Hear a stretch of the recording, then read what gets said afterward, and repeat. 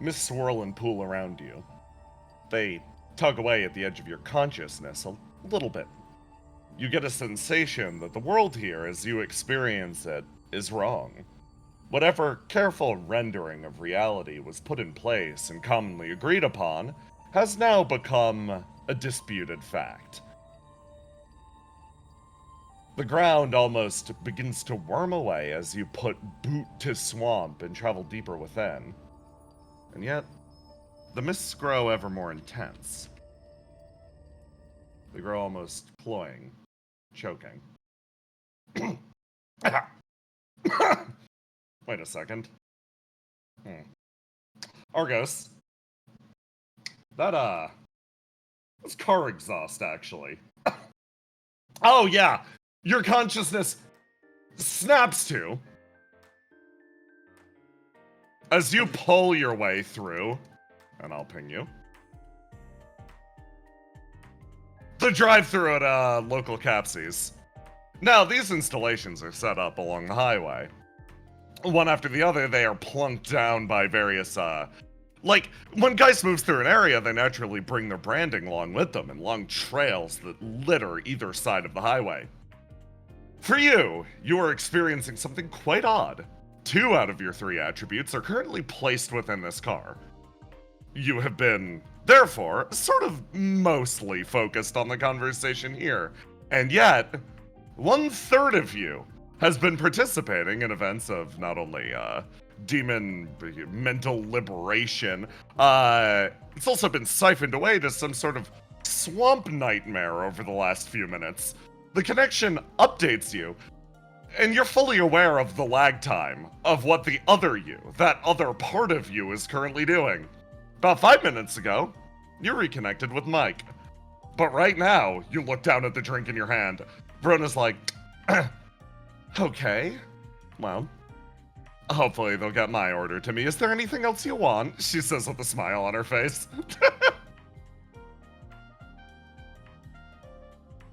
No, I think I'm good. You guys? Okay, good.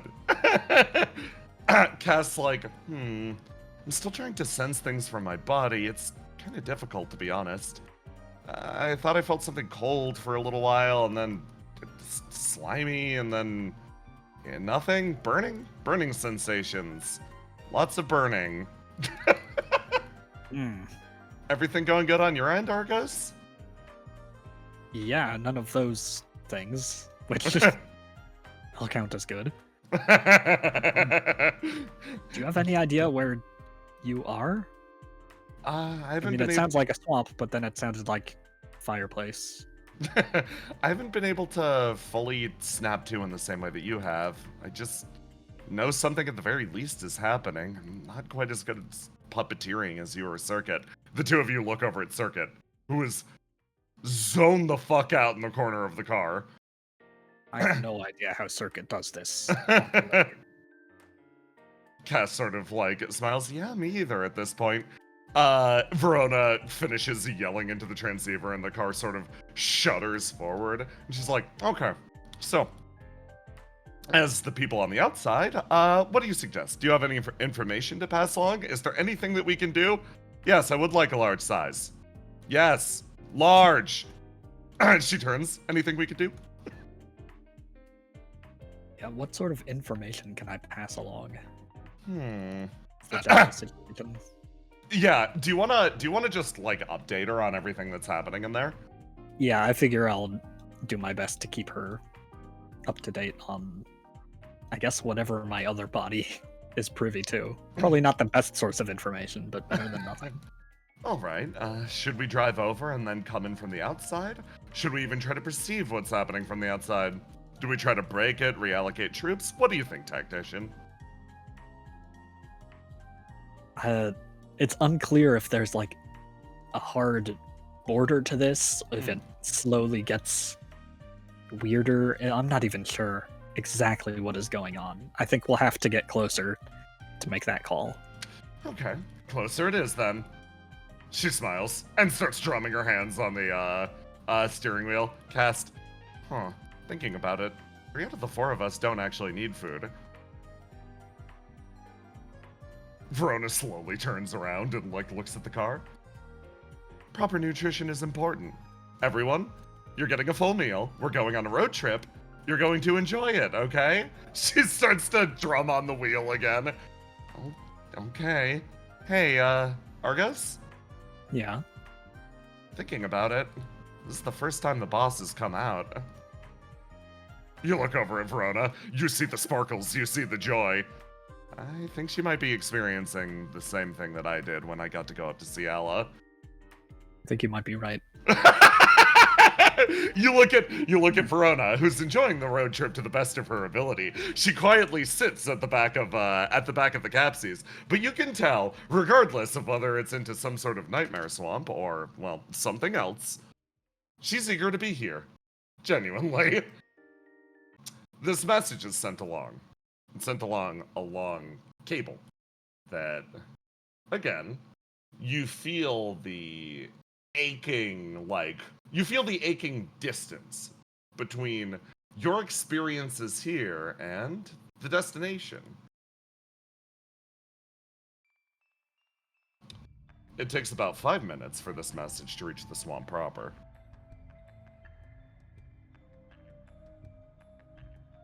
When it does, your little group has located the telescope, and you've been given a proper view of this entire swamp sprawling out in front of you. It is, simply put, gigantic. You are currently, let me grab an ace. Boop. An Argos.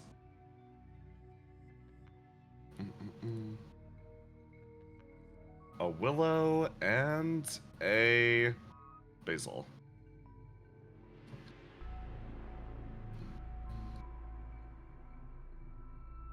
There we go. I made willow too small. Size accurate. Yes, I think that's right, actually. Mask is very helpful, actually. Oh my god. Yeah, no, Mask is lifesaver, it turns out. You... Oh, could you, reveal the ace for me, Mask? It disappeared because of the roll 20. There you go. There we go. Perfect. There we go! I love it. Ah, wonderful. So, you all are situated right here. For now, there's literally nothing else to do other than progress further into the swamp. If you'd like to take a sec to discuss strategy at the moment, I can put you on the current map that you're on. Alternatively, you can carry on and discuss it as you go. What do you want to do? I say let's carry on until we get to this node right up here. Thumbs up. Yep. Okay. See if we can observe the edge of whatever this place is. Lovely. Or Edge. is now. So, you exit the area and begin to move down what appears to be the only available pathway through the swamp. As you sort of observe the boundary or the edge, Argos, I'm going to drop you a pog. Give me a roll to die, and then a roll to do with the 1d6 bonus for your scan. Okay. Okay. Oh. That? Okay, and then you can add 1d6 on top of that, and that's a fucking good roll. Ooh! Yeah, that baby. is an excellent roll. Okay. I'm used to looking at mini-maps. Oh, yeah, this Argos would only have orange. That's a very good point. Let me... Oh. I'm gonna... No, yeah, you're right. I'm keeping the roll. No, but it's okay. I don't mind I, being I, worse. I suck the information that you just gained out of your brain. Forget. Hold on. Okay, let me swap you over to. There you go. There you go. Okay, roll to die now. Take that orange. Give me a roll to do. Add 1d6 to it.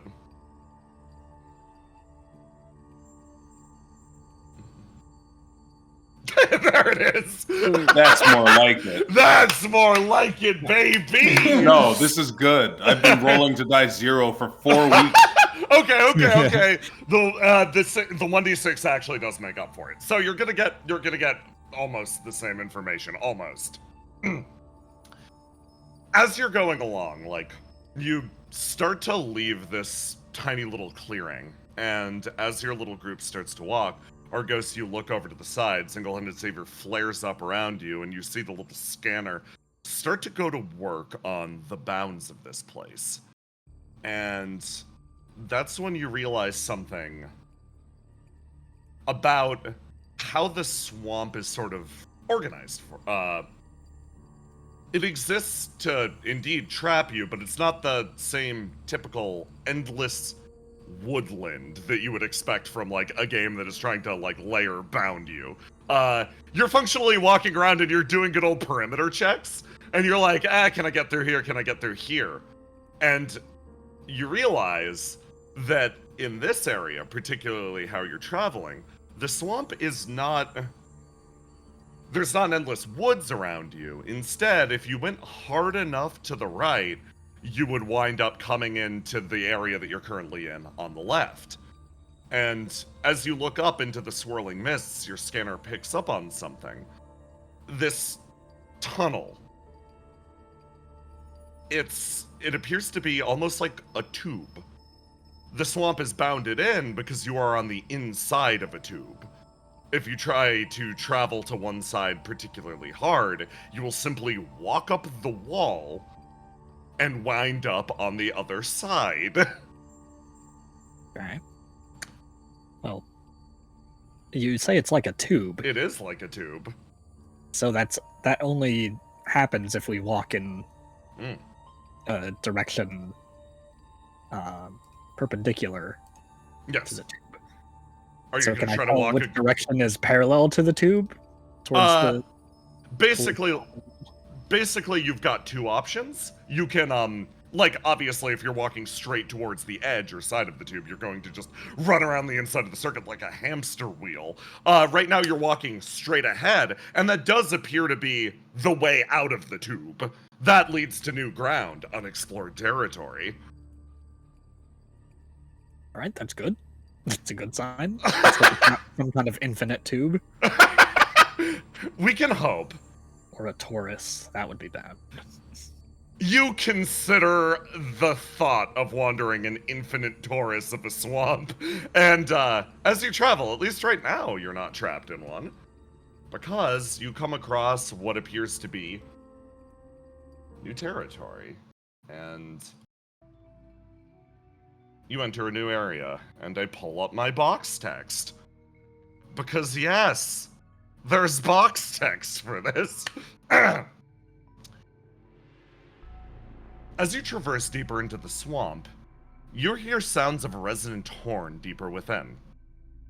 There appears to be a small clearing in the path, the clarion call of the horn coming from somewhere inside. It's long and mournful. It resounds on every side of the swamp, almost distorting the note. You couldn't hear it until you were right on it. Based on your current discoveries, you believe that the shape of this place is, to some extent, suppressing the sound. The horn, again, lets out a mournful call, and then almost seems to disappear deeper into the swamp. Do you choose to pursue the noise or carry on? If you choose to carry on, you can skip this map. If you choose to pursue this noise, I will put you on a map. Willow, do you recognize that horn sound? Can I roll to see if I recognize this noise? Give me a good old roll to die. Alright. Oh wait, I need a token to roll the die. Oh yeah, of course, sorry. Let me supply y'all with tokens. This will be relevant. You're giving us a HUD. Yeah. There you go. Alright. Yeah, I read my mind. Okay. Ooh, 19. At first you didn't. But, as Argos points out, maybe it's the nature of this place. Maybe it's the way that the ground contours and bends that distorts a familiar note. It does actually sound familiar. This, you can tell, is your grandfather's horn. Oh, I recognize this. The swamp's got a weird sound modifying thing. Noises from far away sound a little weird. And I think that's my grandpa. We should probably try and link up with him then, right?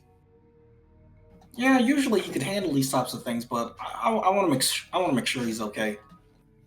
So, Yeah, maybe he's progressing, got a better idea of what's going on. progressing into this map then? Yes. Lovely. Okay. This one?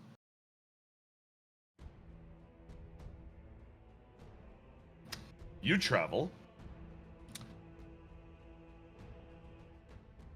towards the source of the noise. And as you go, that sound becomes louder, and that sense of something great within the swamp almost grows. You feel something powerful in front of you. And as the fog clears, you do indeed see the man sitting on his stump playing a horn. Fucking turns towards you as you walk in. He's like, finally, people, got them in swamps all wrong. Hi, Grandpa. We heard the signal. Oh, thank goodness. Okay, so you do hear. Okay, that's good. Well, I'm gonna tell you to you straight. Family has gone all sad ways. I don't know where anyone is. Oh, that is not good. I was hoping you were like outside and not close to the home.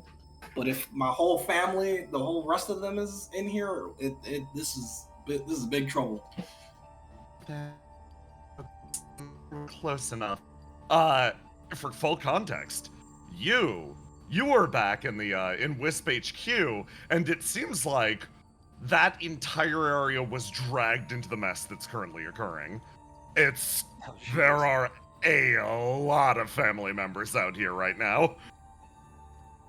Can I? Okay, this is a question. Yeah. Do I know if anything happened to Trailhead specifically? Ooh. Or was I sucked in with my house and just didn't see? You were sucked in with your house and didn't see. However, I'll give you, Squeaky, you can roll to do for this. What? And, Really? Yeah, you get a roll to do. You can attempt to figure things out. You can, Bryn, just throw me a 1d20 plus 1d6 plus 5, and then Okay. Okay. 13. Plus 5, 18. Okay, you both roll 18. Excellent. So, what you realize is, from your relative position, Squeaky, you saw it as well, the pulse travel through the area. You both get a sense of one thing. You are both at the extreme ends of whatever that pulse was. You were caught up in it, but barely. Following from this, the two of you can functionally conclude Trailhead is not a part of it. You are at the very bound of it. Thank fucking God. Right, so yeah, the town is fine, but the home got fucked. Leave a lot of people unaccounted for. I suppose this would be a lot more difficult if there were civilians scattered about. Even so, I think it's important that you, Argos, perhaps identify our goal. Are we looking to seek out everyone, or are we looking to find the source of this tunnel? Find everyone or resolve the situation. That's a really good point, Basil. There are a few ways to go about it, but ultimately it comes down to what do we consider to be the best or most appropriate course of action? For what it's worth, my suggestion is that we don't bring everyone to the source, because that would leave more people to die. A brilliant suggestion. Say speaks up. Say that's it. Wow, that's That's a good point. There seems to be a centralized area located on the map We could just maybe check that out, then send people back there. Actually, I feel like Grandfather's Horn did an excellent job at acquiring people that know what it sounds like. Isn't that who we're looking for? Perhaps he could find a central location and blow it repeatedly, over and over again, until everyone finds him. We could Making a safe house is my specialty. we could find an area if this place like you said distorts sound. We could find the area where the sound is the loudest. Like an amphitheater. Yeah. Mike's expression lights up. That seems like a really good objective. That keeps our team small and tactical. Okay, do we know if this place distorts light as well? Yeah. Because of how Trailhead works. Oh man. Yes. I'm going to just give you yes. This place seems to bend light. As you look at the area around, you don't see a discernible sun. There is fog above you. And as you understand now, you're on the inside of a tube. Where is the light coming from? It's got to be coming from somewhere.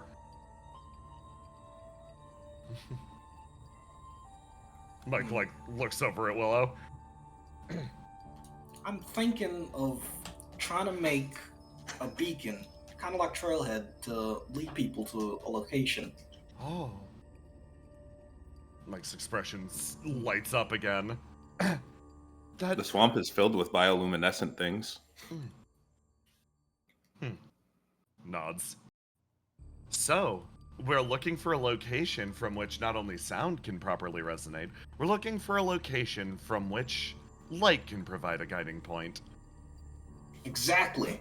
I mean, I guess if the swamp is like a tube, then if you build high enough, you could get to the center of the tube and then everyone sees it. Oh, like a tower. Like a watchtower, yeah. Oh, like a lighthouse. Steve Byrne. Physics. We don't have lighthouses? No. Genuinely, Willow. No, you don't. You're correct.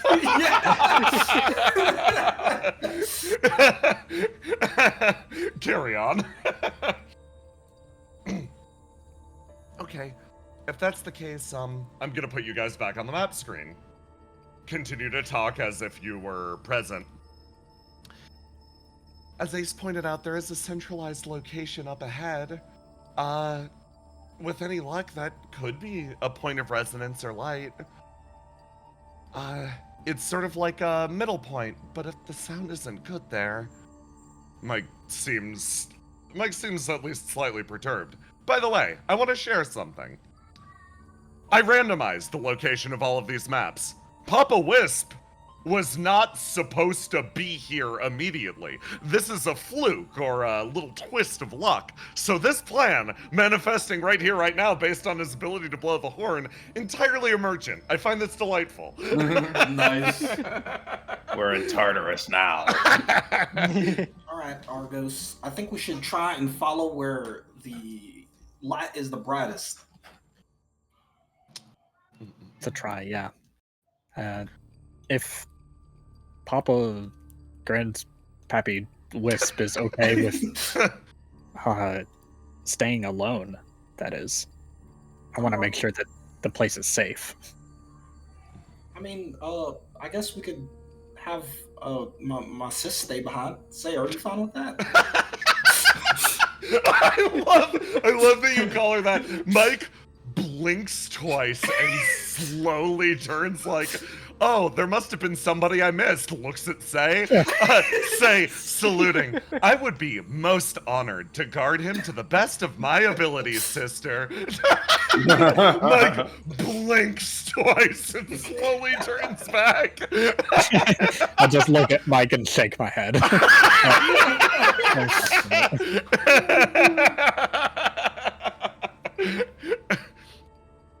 Should we progress to this location before setting up camp? Yes. Okay. You begin. Does the funnel technically be related to? Yep, there it is. On the technicality. All-consuming wisp family. You begin to travel further in. And as you go, peering between the branches, you see shapes bending and dancing. They're monstrous, gigantic figures. They move around you, and your little entourage continues on undiscovered for a time. As you try to approach these figures, at any juncture, they seem to vanish, as if they are shadows cast by your light. They move away into the darkness. But, as you reach a more settled area, you see a gathering of these beings. All of them pressed, one to the other, heads bowed, almost in supplication. You are forced to go onto this map.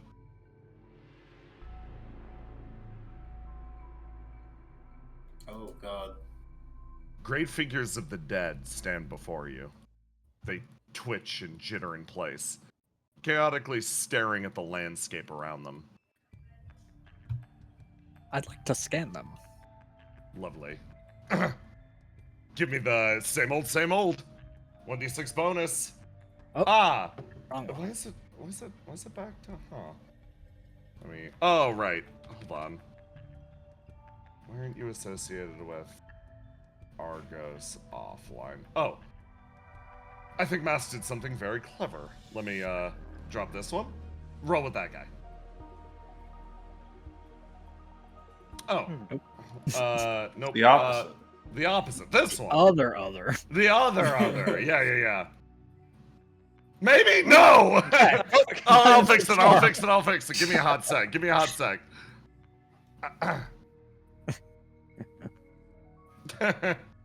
Yeah, give me another roll. Give me another roll to die. Why is this happening? Just roll to do. Just roll to do with what you've currently got. It's locked in. Yeah. I have no idea. I'll slap that during a break. Yeah. And if you ever need to roll die, just roll 1d6. Yeah.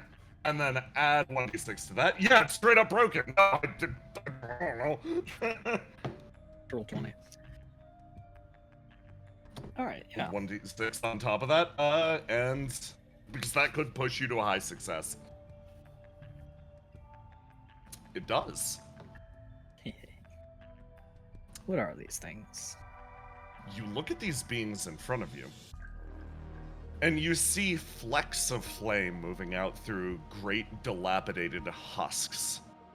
Your burn starts to act up a little bit. It's been a while since you felt that tug at the corner of your mind, but you feel it start to eat away slightly at your perceived reality as you stare at these beings. They are long creatures of almost twisted mud. You see flecks of flame, one after the other, spark up. They slowly turn towards you. You can tell, at first, these motions would appear to be hostile. Instead, they just seem to be more confused than anything. They begin to move in on you, extending long hands. Argos, you can tell one thing. A touch from them to a being like you would likely be poisonous. Don't touch them. Well, Basil, you may be okay to touch them, but probably be careful. We should probably understand what they are. All right. Argos is rolling like Squeaky now, I see. Yeah, welcome. I'm sure you can hear us. You're gonna have to be a little careful. I think you're a little bit poisonous to us. Well, give me a roll to do.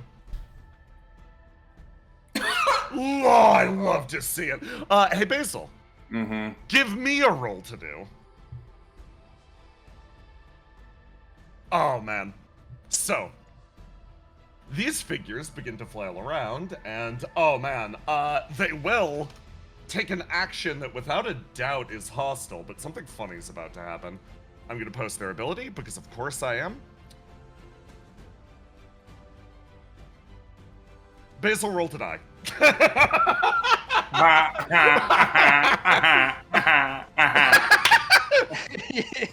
This figure collapses on top of you, and they begin to swirl and twist around you.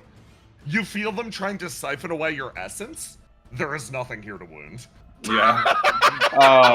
While this people pile is on me, I'm going to try to communicate my intention to them, since I am porous like a sponge. You are porous like a sponge. What were you before you got to be what you wanted? Give me a roll to do. Jeez. You're not getting eaten in there, right? Give me another roll to do, Basil. The first is for this one up here. The other is for the one in the back. You look at these ones in front of you that almost twist and bite away at your form. You can tell that they won't answer you. However, aspects of this feel familiar. The one in the back continues twitching, almost motionlessly in place. It isn't moving. It hasn't engaged. Why?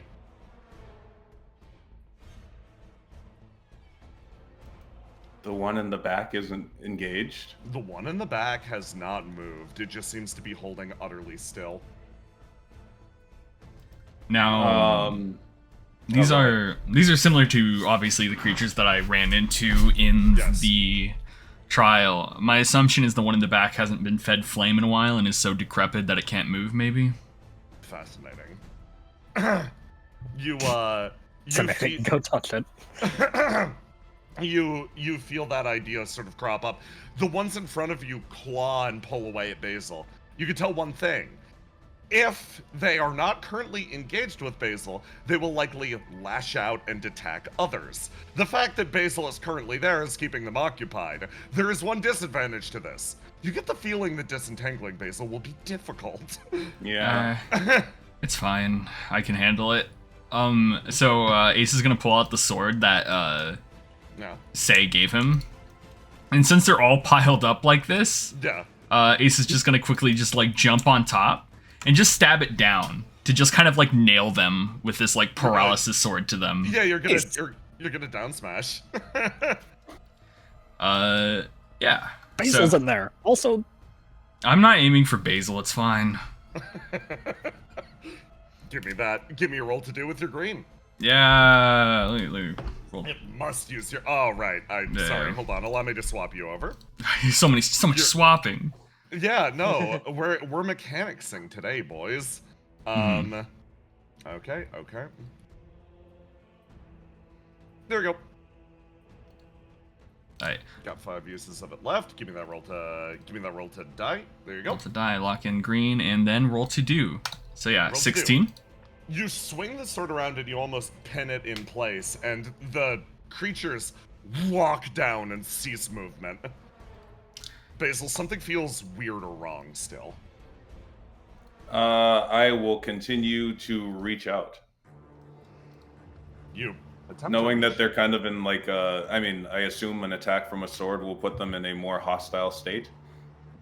You attempt to reach out a little more. The stab from the sword is moving through them almost like a paralytic.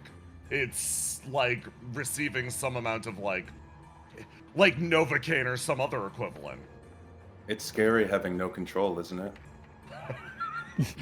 Basil, give me a roll to do, you scary little creature. Oh my god. Horror movie. Basil, you are horrified. Oh my god. They freeze in place, and it's at that point that you notice that this one has actually started moving towards that one in the back. Mike, like, taking a step forward, it's not moving. But as you say those words, quivers. Visibly, it starts to move and shake. Look, these creatures are a little bit complicated. Aren't we all? Sure. They feed off flame. I've encountered them before. I counted them earlier today. Say, could you explain a little bit more? You're the one with the sword that stops these things. Say looks at them. They are bodies that have lost their compositional definition thanks to their flame. Instead, they are simple shapes in a world that consistently burns. They melt like candle wax. Says somewhat unhelpfully. So they got squishy insides, and just being here is kind of hurting them. They they are beings that are unable to properly integrate flame within themselves anymore. Flame, to some extent, is required to maintain a proper and functioning shape.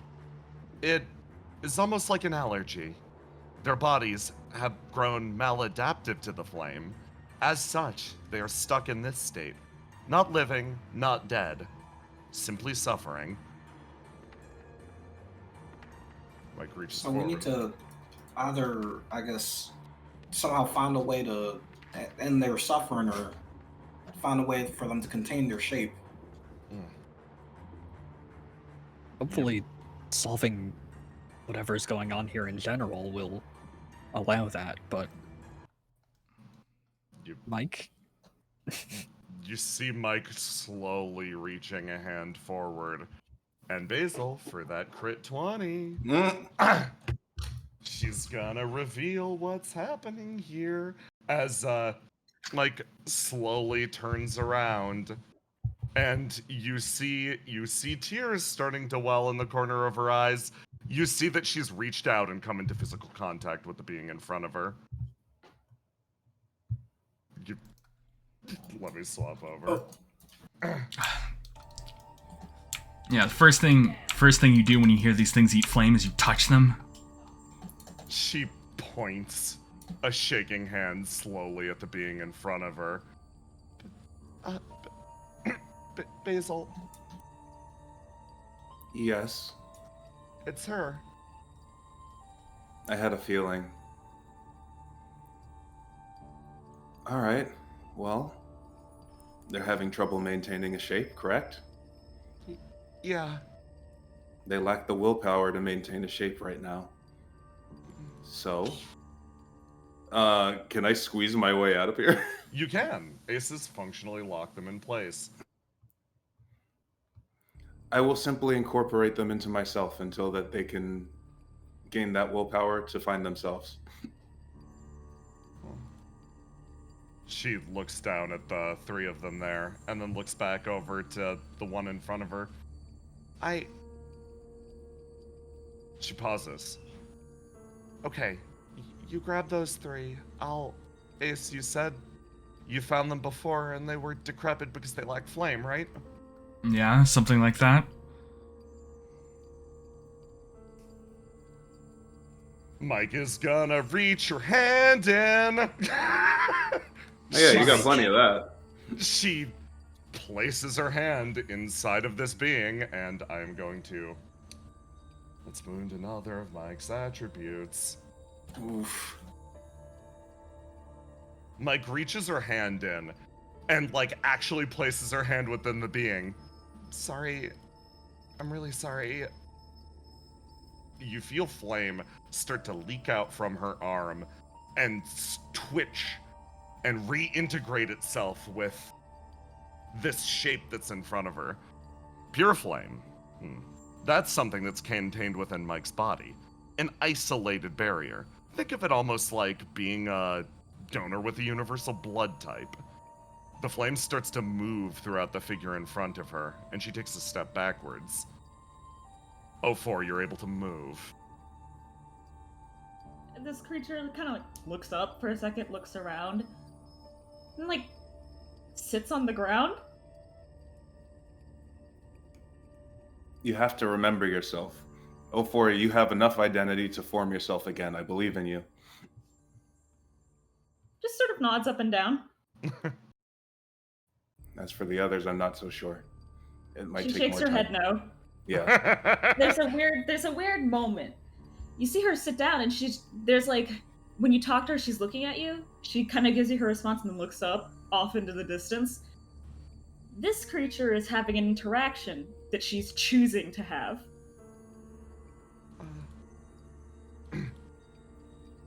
It's back when we fought, you collapsed back then too, right? And you came back from that. What did you focus on? Looks at Mike. Mike looks at Basil. Never forget, you are an individual. You are yourself. Nothing can ever take that away from you. No matter what your form is, you are 04.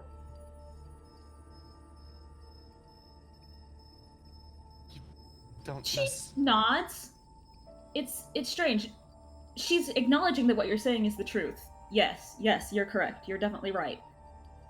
But then it reaches up whatever strange facsimile of a hand it has and points at itself and then raises all of its fingers one by one, multiple times. There's more than one of you in there. Nods up and down. I see. That makes it more difficult. And you can't separate yourself? You're just the strongest in this system? You see the hand reach over towards Mike, push Mike's hair aside, and point at her ear.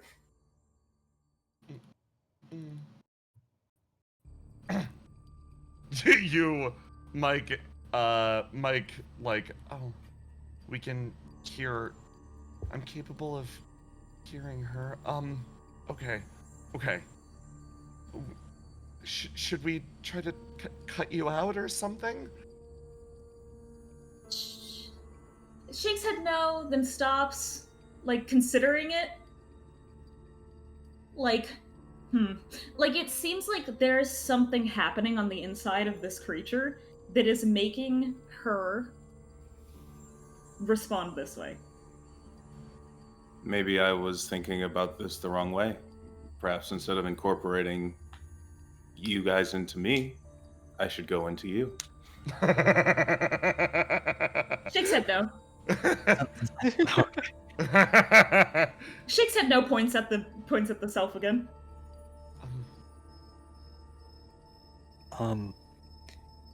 Excuse me, other Basil.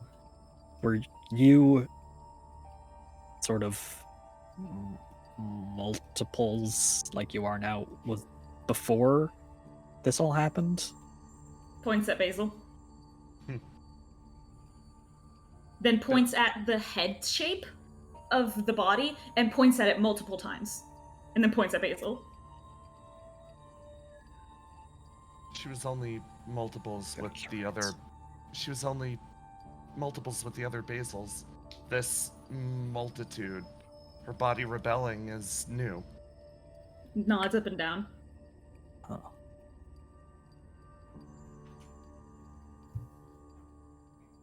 I'm reticent to try anything major, like any kind of absorption one way or the other, without really understanding what's going on fully. Jay, can I roll to see if I can reform into my body? Oh, of course. She's getting frustrated with the mimicry. Yeah. Oh, as stimuli are provided, I think it's very possible to roll. Yeah, give me a d20. Just a d20.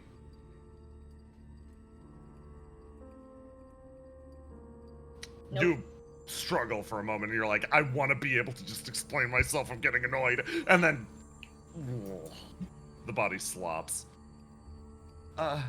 Okay. No, I can help with this. She reaches a hand forward. Is Mike about to do that again? Yeah. I'm not letting her wound again. Yeah. I'm going to activate Keyhole. And nice. I'm going to perform a miracle manifestation. Oh, you're gonna pay a bunch of health? Oh, you're gonna pay a bunch of... Let's go. Okay. What's the goal? I want help Basil reform her body. 04. Okay. So when 04 tries to push that willpower, I want to try and see if there is a perfected version where she was able to muster up that strength. Reroll that 1d20, Roma! Yeah! Willow, okay, so... The pain and suffering. You feel the pain and the suffering surge into your mind, but you do actually get a clearer impression of what Keyhole tried to do in this circumstance. Keyhole tried to create a world in which she was able to muster up that courage, correct? Keyhole did that, not by maximizing O4's willpower, but instead by suppressing the rebellious elements within the body. It seems like the body itself is trying to rip itself apart. It's trying to be free, as it was ordered to be. Oh. O4 is simply sitting in there, waiting. I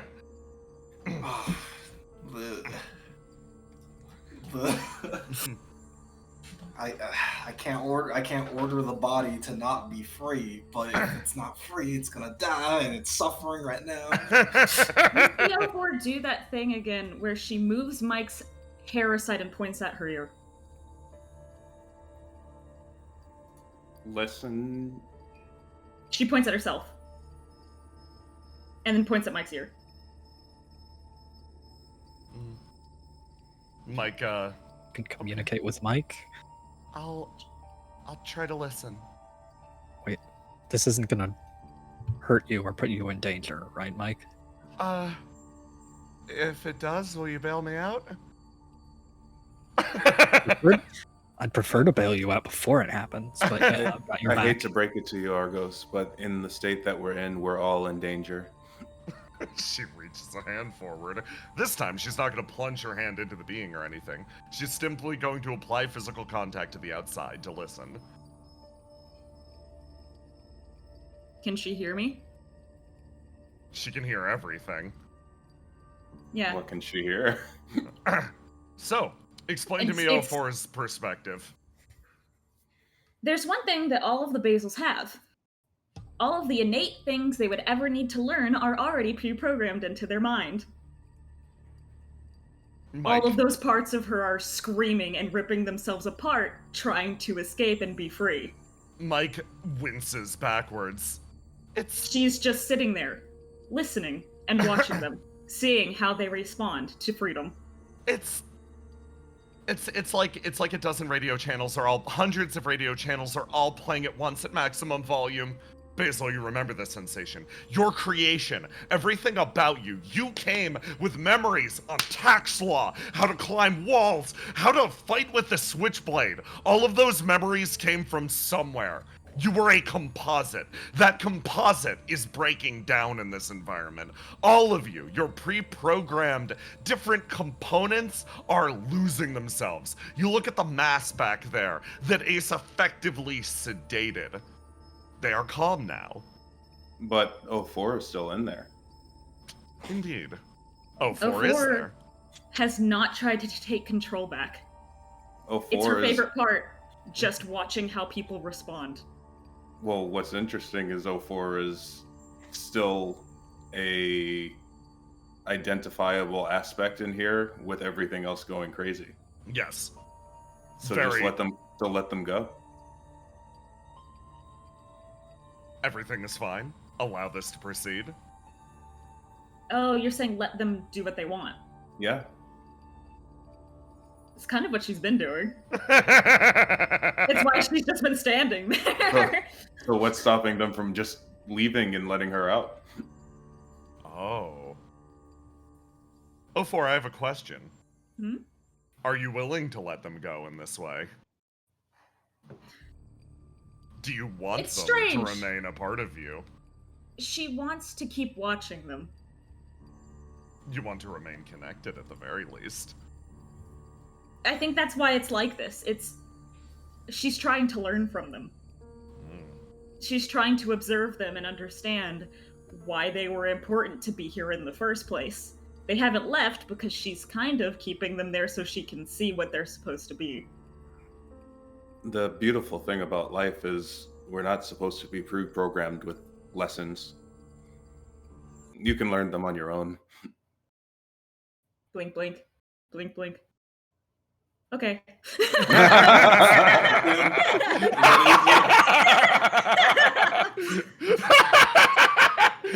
Got him. God, the basils love him. Okay, so. She's like, oh. What this will do is you watch as the form in front of you starts to sort of collapse. And instead of being one of the larger beings, instead, you get these scattered fragments of things that fall away. They fall off of you, one after another. 04. And sort of like disperse outwards. These awful half fragments of beings touch down on the ground and begin to writhe the same as the others did. Was there really made of this stuff? However, the core thing is, you've undone the tail of this rat king. And instead, that one appears in front of you. You can tell, yes, this is fundamentally the core of 04. Mike paid that wound earlier. You've probably got enough flame now. You didn't have enough flame to fix all of these people into the shape they wanted to be, but you've probably got enough for you at the very least. Okay, she'll try to take on the form she wants to be. The form she wants to be? Is that Basil's face? Yeah, that's her face now. You manifest with the proper face and watch as the figures, one after the other, start to disappear outwards into the swamp. They crawl their way away slowly. Basil, you recognize fragments of yourself in there. A lot of your skills, the skills that you still have, that enable you to be baseline competent in most things. You watch as those half-truths, those fragments of stories, just vanish into the abyss outside. They disappear, becoming somebody else's problem. If we're blink, blink, blink. And the silence of the area sets in again. And the weight of the swamp returns. Mike's expression actually lights up as you're back. Hey, glad to have you back. Really glad to have you back. Are you okay? What's going on up here? She points to your head. You don't have the same context and memories as before. Yeah. She's kind of like got that look on her face where she's like blinking a bunch. She looks a little uncomfortable, like, oh, that's... It's okay. The first thing I did when I woke up for the first time was scream. It seems like you have less noise going on. She nods. It's got really quiet. So, perhaps, listen. Now that it's quiet. She'll try to, like, actually hear herself think. It's rather nice, actually. The thoughts that are running through your head are distinctly your own. I'm honestly kind of jealous. She just smiles. Kind of liberating, right? She nods a bunch up and down, up and down. Okay. I didn't. Wow. She kind of like shimmies around a little bit. Like, it's weird. It's like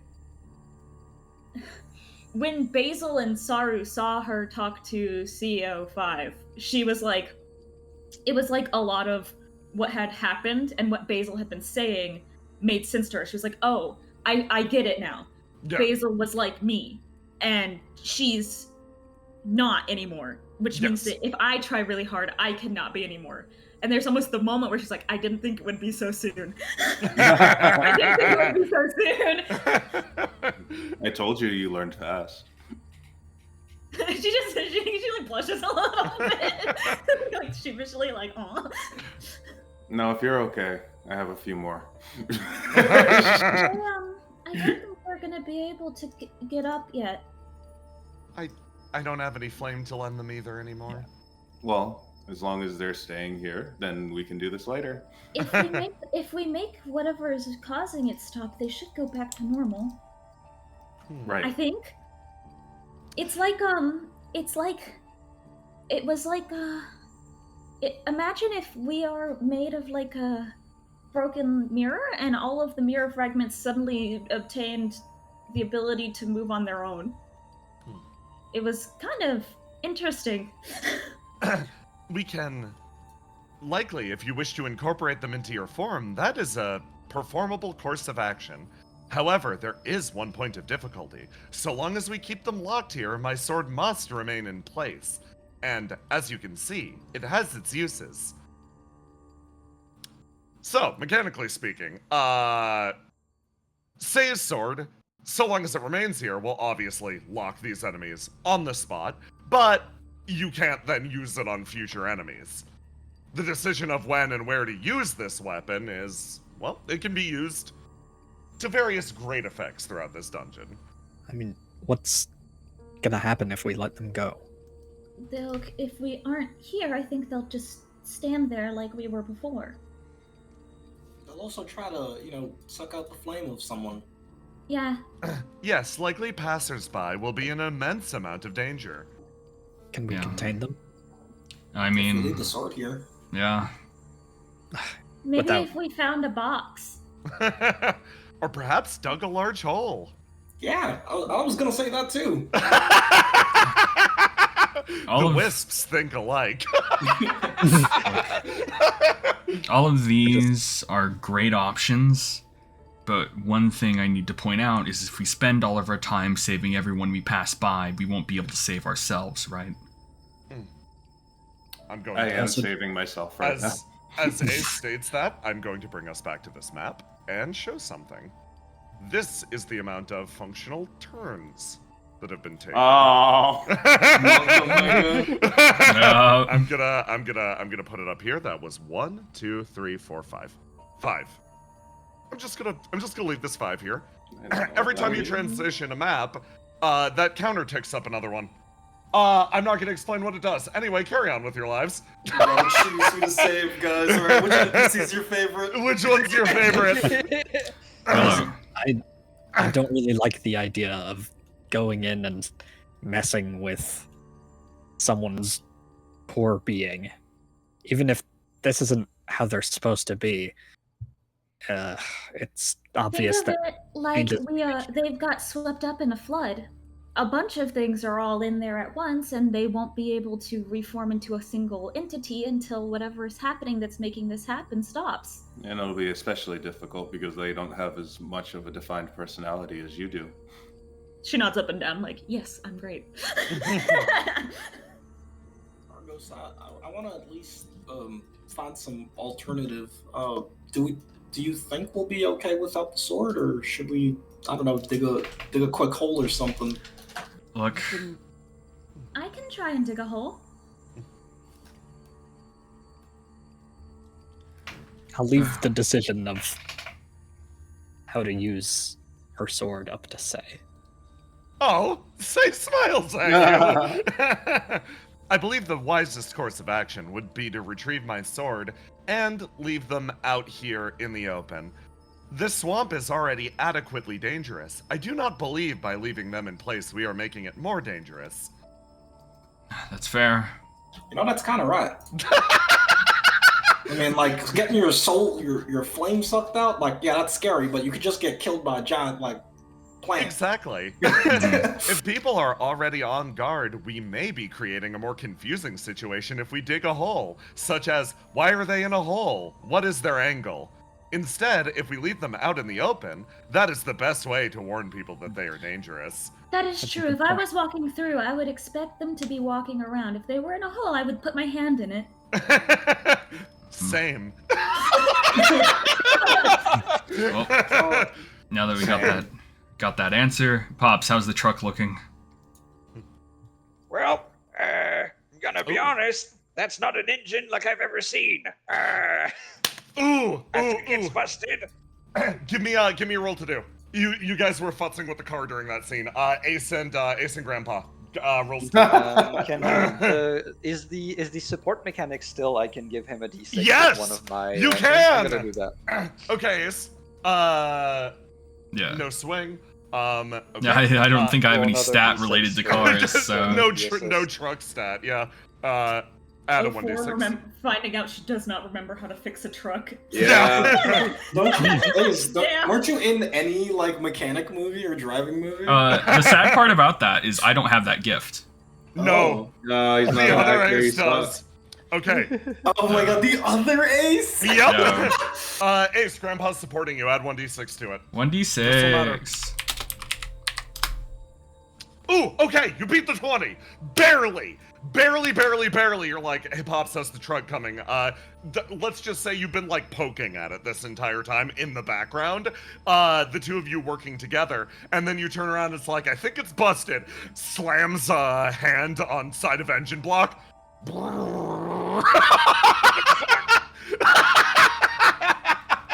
Amazing. Good old Grabner concussive maintenance. It works every time. You now have a functional truck. Okay. I did not count on the truck being used in the dungeon. This will assist. Dungeon truck. Dungeon truck. Is that a carbon interface reference? That's crazy. So, you get your truck up and running. You can use this to transport supplies, maybe working towards your watchtower, or if you use it directly, this will let you traverse 2 spaces in a single turn. Oh. Yeah. So everyone can theoretically pile into the truck if they so wish. I want to sit in the back. I will be We can get to the back as center well. in one turn. I'm gonna write the word basil on the ground in dirt. Oh. Yeah. Do not harm. Basil, do not harm. Like, excuse me, let me just pick up the sword. They're gonna think that I would harm them. Oh, yeah, you're Also, right. do not approach. Actually, no, wait. Say is sitting in the front. Oh.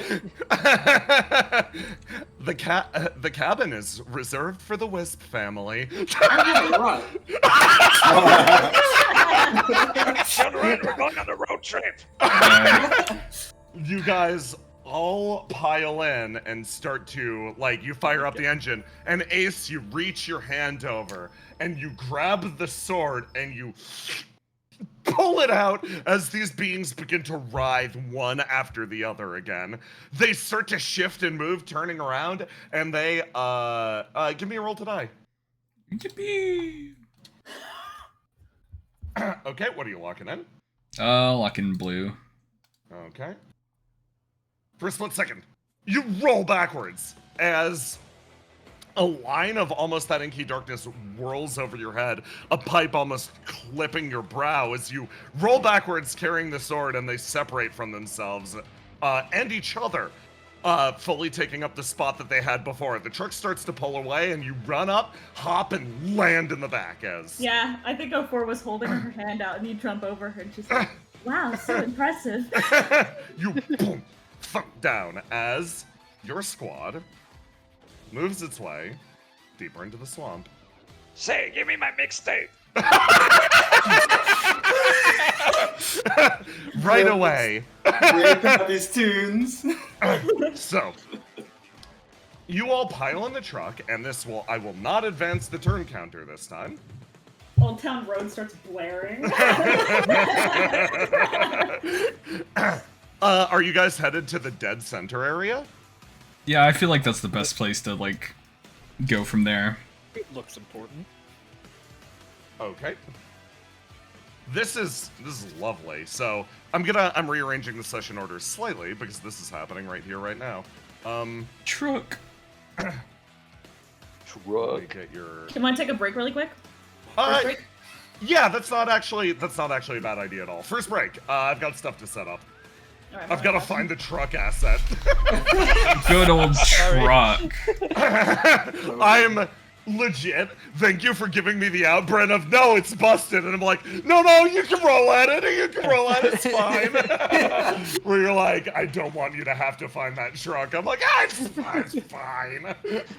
I mean, like, if push comes to shove, all we gotta do is say that the truck's off screen. Yeah. No, I want the Should you truck to be just on like screen. all of this was happening in me, the player. I'm like, oh my god, this is fascinating. I love this. Grandpappy is like, I don't get any of this. Oh, truck. Yeah, literally, I just saw Grandpappy like at the truck, and I was like, I'm just gonna ask him about it later, and then we'll roll something.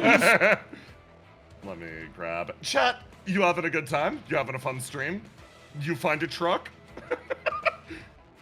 Yeah. Chat. Hey, YouTube. Tell us about that time you found a truck in the woods. Have you ever found a truck in the woods, Jacksons? How many Jacksons? God, I feel like I must have, but I don't remember. You feel like a truck woods guy. No, he feels more like a woods train tracks guy. Yeah. oh yeah. Like that Stand By Me? I'm back. I thought that was a body by a river. I mean, yeah, but they had to follow the railroad tracks to get there, bro. Remember the movie? Come on, spoilers. Spoilers for Stand By Me. I actually only read the book. Oh my god, you read? Whoa. No. Where does this guy work out? Dude, me during that 04 saying, like, I don't know how they're gonna get her out of this sauce, because she's literally developed in such a way where she just likes to observe people. This is like the thing she likes to do. And then a bunch of people just appeared in her mind. And she's just like, ugh. And then you're like, yeah, you can learn those skills yourself. And she's like, fascinating, done. You just gotta untangle the Rat King, that's all. Yeah. Truck freaks. Proud of her. Yeah. What was the Fast and Furious movie that Ace was in? He doesn't do sequels. So it would have been the first one. Oh, okay. And right. They killed him off. Yeah, like something, yeah. Ace doesn't like doing sequels. How do we know it was Fast and Furious and not Cars? That's a good point. But Cars also has sequels. I mean, like, you know, like... Ace has, like, the old-timey car that was the racer that got hurt. It could be like, what is that fucking Triple X, that movie? Where it's like they had a different actor for the first one and the second one. That's true, yeah. Yeah. Underrated film. Yeah. Thank you all for playing this dungeon and like enjoying it and getting into it. I'm quite hype. Like I'm having a good time. There are so many freaking maps. Dude, me just watching and being like, man, there's a lot of resources we're spending on this first tile, guys. Yeah, 20 HP, 1 wound. One wound. But you got a whole other companion. You got a whole other companion and a whole other truck. The truck is the most free. Free. The truck was free. Hey, 04 is 3 whole wounds. Yeah. Listen, that was a trade of 1 Mike wound for 304 wounds. What was Mike gonna do with those wounds? Get hit by a boar? Yeah. Like, come on. Which reminds me, Jay, am I allowed to like figure out 04's like health and shit now? Oh yeah. No, genuinely. Roma, you're unshackled. Have whatever character arc you want and tell me when it's time for it. You're free. You're free. Her like a character sheet? Mask, would you mind doing that? If it's not too much trouble, I'm still setting up like already on it. Bless. For the person in chat saying Ace doesn't know how to tie her shoes. No, she doesn't. For something we don't wear them. Fantasy Beyond wasn't Fantasy Beyond 2. It was just Fantasy Beyond. Yeah, it was. I would not say yes to anything that would be a sequel. So yeah, exactly. Even if someone did say Fantasy Beyond 2, they would be wrong. So yes. Fun fact. Ace does not do sequels. Yeah. Okay. I know what the next scene's gonna be. I got this. Okay. I've got to upload one or two more assets. Yeah. And then I'm good. 04 spends the car ride talking to you guys about all of the stuff she's missing. She's like, I no longer know how to tie my shoes. I can't fix trucks anymore. I'm going to learn how to fix trucks again. Like she's just like... Guys, are you sure this was a good idea? Yeah, now she can decide what she wants to be. To fill in all of those many, God, so many gaps. Those, some would argue, necessary bits of knowledge. No. Okay, Argos, think about it this way, though. Basil still has those, right? It's true. So, like, if she really needs something, Basil can, like, hand it over. And she learns really fast. And she learns really fast. I no longer remember how to mix cocktails. I still haven't done that. It seemed fun in retrospect. She's like, man, I want to be like. So I the main thing I'm missing is all of the cute skills. Like, man, I'm gonna have to learn how to be a barista. That's cute. Or like, I'm gonna have to learn how to make perfumes. Is being a barista cute? I think it was cute. That's a cute Yeah, I think skill. it's pretty cute. Looking at the rest of the car expectantly. Why, do you Watching want to be Ace and a Argos. barista after this? I don't know. Do I? Thinking emoji. I want to be cute. Well, you already are cute. And blushes and bats her hand at you like, oh, you. Oh, you. Okay. Oh, you, me. I wanna get a new look. I don't want to look like all the other Basils anymore. You should cut your hair. Yeah, I'm thinking about it, but we don't have like a knife. We have a sword that we just took out. Got weapons. I'll have to ask Say's permission. Are you considering cutting your hair with a sword that can stop all... Very well. I'm curious of the effects. Willow, give your friend your carving knife. Every wisp has a carving knife. Every Yes, wisp. it's true. Every wisp has a carving knife, Say says, smiling, sweating. Say's carving knife seems the most impressive. I want my hair cut with that one. He turns to say, Did you lose your carving knife? What if I did? How are you gonna carve anything? I suppose I am in a situation in which I need to carve and am missing my knife. These are the dangers. Take my knife. Takes your knife. Hands the knife. Fine, unknifes your wisp.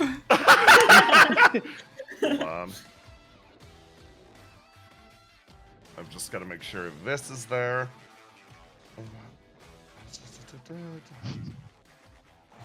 Go for in the back, hacking away at her hair with a fucking knife.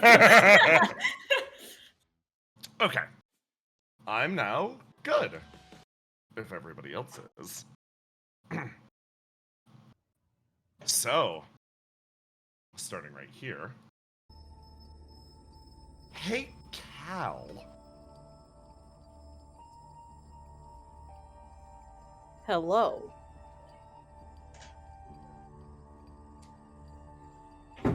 I bet I'm having a great time. You are. Oh, I knew it. Your eyes adjust to the gloom, and your synapses begin to fire and communicate what's currently occurring on the lower half of your body. Your legs trapped, almost fused with the material of the ground, and is currently rubbing up against a jagged rock. You can tell the skin hasn't been breached, but it hurts. Your body is partially sunken into the ground. Yep, that's a bummer. Alright. Let's take this slow. He's gonna start, without really trying to move much, just start feeling around the area and seeing what he can gain about it for a few minutes before actually trying to move anything. It's like, so he's like basically half buried. You're half buried. It's one of your legs. Your other leg is above the ground. It makes it very uncomfortable. Okay, that sucks. Yeah, no, this is awkward. You try to feel around and, like, yank on your leg a little bit, and you hear the crunch or the disruption of dirt or sand behind you. Individual motes of gravel being compressed. As a figure separates itself from the darkness and sort of moves up. Oh, hey. He sort of like squats down and looks at you. He's like, "In a hand?" Oh yeah, if you got one. He's gonna hold out an arm for you and then like sort of take your arm and like yank a little bit. And when it doesn't work, he's like, "Mind if I use ESP?" No, be my guest. You feel the rock wrench out of the ground behind you, and it hangs in the air, creating a sudden rush of debris that allows you to sort of move your arm again, or move your leg again. Out, that ought to do it. Smiles. Yo, nice work. Yeah. You get separated from the OPIA procession or something? Yep. You separated from your team? He sort of smiles. Yeah. Kind of unfortunate. You look at the area around you. I haven't been able to make heads or tails of the way in or out of this place. I don't know if we should be going up or down. I don't know what walls are weak or strong, or where we could collapse and cause a cave-in. By any chance, are you a geologist or an earthquake expert? No. Most of my expertise kind of requires structures that a person made, so... Well, I've got good news. He points over at the corner, and you see something strange whirring.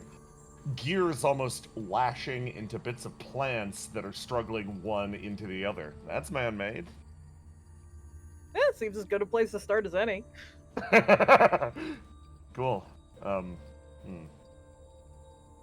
I might be going a little slow. He's kind of like going funny on his leg a little bit. The two of you move over to the corner and begin to work away, trapped in a claustrophobic space beneath the earth. We'll catch up with you more later. Even deeper underground.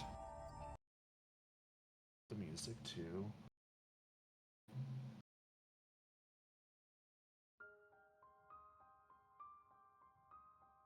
This one. Stefano, you and your companion, heavy finger quotes, exit an area where the plants were growing incredibly dense to where they sort of open up. And it's almost like the area with the train tracks. You see something that's almost evocative of a great city in front of you. With a sprightly step, the individual that attacks you earlier continues walking straight ahead.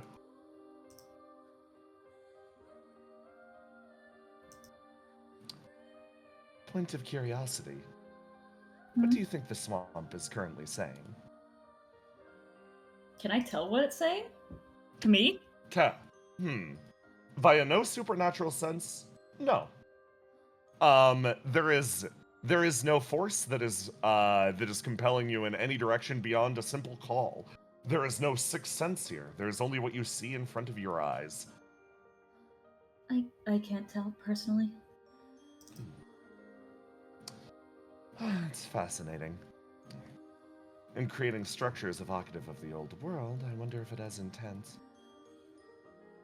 You think it's doing this for some specific reason? I would hope so. Or perhaps it's dreaming.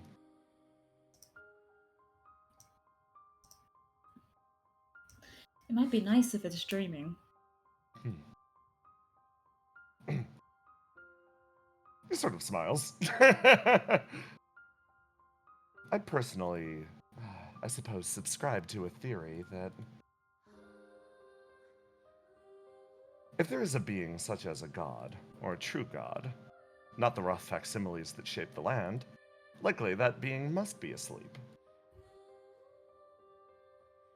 And moments like these, little disruptions in the fabric of their dream. He sort of looks around. I suppose that would make sense. Perhaps they're remembering the place they came from. Are we sure they're asleep, though? He actually smiles. Would a kind, aware, and magnanimous God create the world that we live in? Maybe. Personally, I believe if they're anywhere, they're likely lost in a deep dream. It's one of the only reasons that I'd forgive them for their utter dereliction of duty. Stefano sort of thinks. Continues moving forwards. Thank you for accompanying me. We've almost reached the checkpoint that I was unable to pass on my own. What exactly is it? There is a being here that doesn't wish to encounter anyone other than, well, I suppose beings like you. They seem utterly uninterested in encountering me and attempted to end my life when I entered the following area. He sort of looks. Is it in there? He points at the building. You see a building up ahead. It appears to be some sort of research institute or otherwise. You recognize the shape, it's very familiar to the old world. Yes. This sort of reminds me of areas I've seen before. The old world. Hmm. Perhaps God is remembering moments of immense trauma. From what I understand, your world ended quite violently. Yes. The islands exploded. So it's a nightmare then? I don't know. I wasn't there. He blissfully walks forward. Neither was I. I could only understand it through its echoes and the impressions it left on others. I suppose I'm similar. It's strange, though. All of the times I've encountered her, she hasn't seemed so bad. Oh, God, or the one who ended your world? The one who ended my world. At least from what I've been told. I would have thought you'd refer to a being like that as the devil. That is what they call her. But you believe otherwise? He sort of shrugs. Fascinating, demon. Well, let's progress, my little key. Squints. He walks in, and the door hisses open. And when you walk in, the first thing you feel is the presence of empty eyes upon you.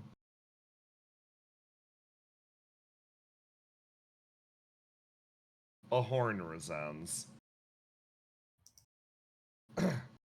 A call that travels over the area. Mournful but determined, again and again. A call to action.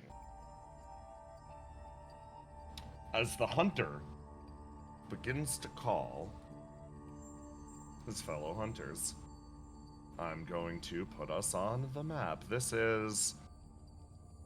Hold on, I've got to change the label really fast, because I realized something. Okay. And then this is... Okay. I've got all of this invisibly labeled on the GM layer. Like, otherwise I would not be able to keep track of any of this shit. Okay, so your truck pulled up into almost like a center point of a canyon. The area feels familiar for two of you. Mike and Ace, you recognize this segment of the map. This is a familiar part of the swamp. But it's no longer connected to segments that, well, it was previously. You remember hopping down from the nearby cliff and Mike asking you if you're capable of teleporting behind someone and snapping their neck. Mike, like, turns and looks over at the rest of you. Okay, when it comes to setting up a base camp, what should we do? What steps should we take? I'm not familiar with stuff like this. Well, Wouldn't it be a bad idea to make it at the bottom of the valley, where things could approach us from above? She, like, looks around and shakes her head. We need to find any area that doesn't have a lot of trees directly surrounding it. This is the only blank patch at the center of the map. Functionally, the forest provides cover all around, but at the same time, there's at least a narrow area that people can, well, think of it almost like a moat. Keep in mind they'll also be hearing the sound of the horn. I suppose that the The horn will probably travel through. She like gestures through the like valley that you were all in, right? Mike nods. So the plan was to build a watchtower, right? Yeah, a big old tower where we put a bunch of lights and Grandpappy blows the horn. Okay. I mean, I can start, working on that while you guys do whatever you're doing. I agree. That seems wise. Mike sort of speaks up. Is my assistance best rendered here, or should I come along? We should all stick together. I don't think that's a great idea. Really? My instincts are telling me that if we are alone, we will all die. I mean, we need to find the people who are alone and stop them from dying. If we all go out one way, then we're denying finding someone on the other path, leaving them to die. Then would it be best to split into 2 groups? That way we don't have to worry about being too small and getting devoured by the swamp? Yep. I have to pose the question again. Is your goal to pull the people out of the fire or to stop the fire? I mean, I think we need to focus on stopping the fire. I mean, if you're I gonna agree. split up anyway, why not both? yeah. We don't have the resources to rescue everyone we come across. But the people have the resources of their own. If we find more OPIA members that sucked in, like Riddle, by chance.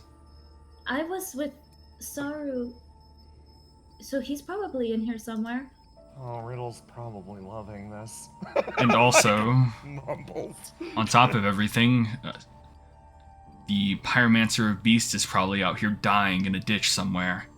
Stopping him and saving him is kind of important for our future plans. I'll no longer be able to provide first aid. Say, yes, all things considered, I believe we should consider that to be a top priority as well. Even if we endeavor to stop the fire, I believe rendering aid to him first is necessary for his survival. Good eye! Ace, in order to save Stein, as a part of this, you've got to get to him before the event ends. Yeah. Alright, let's split up, gang. So we should split up into 2 groups, one to find the people and one to find the solution? I mean, we all have the same goal in mind. We don't know where the solution is. One of us will just find it eventually. Let me put you on the map. Mike speaks up. She's like, okay, in this case, I put you over here. There are a variety of different routes for us to explore. If we're splitting into 2 teams, functionally 3 if we're leaving. Looks over at Grandpappy Wisp and then attempts to say what Argo said earlier of Grandpappy.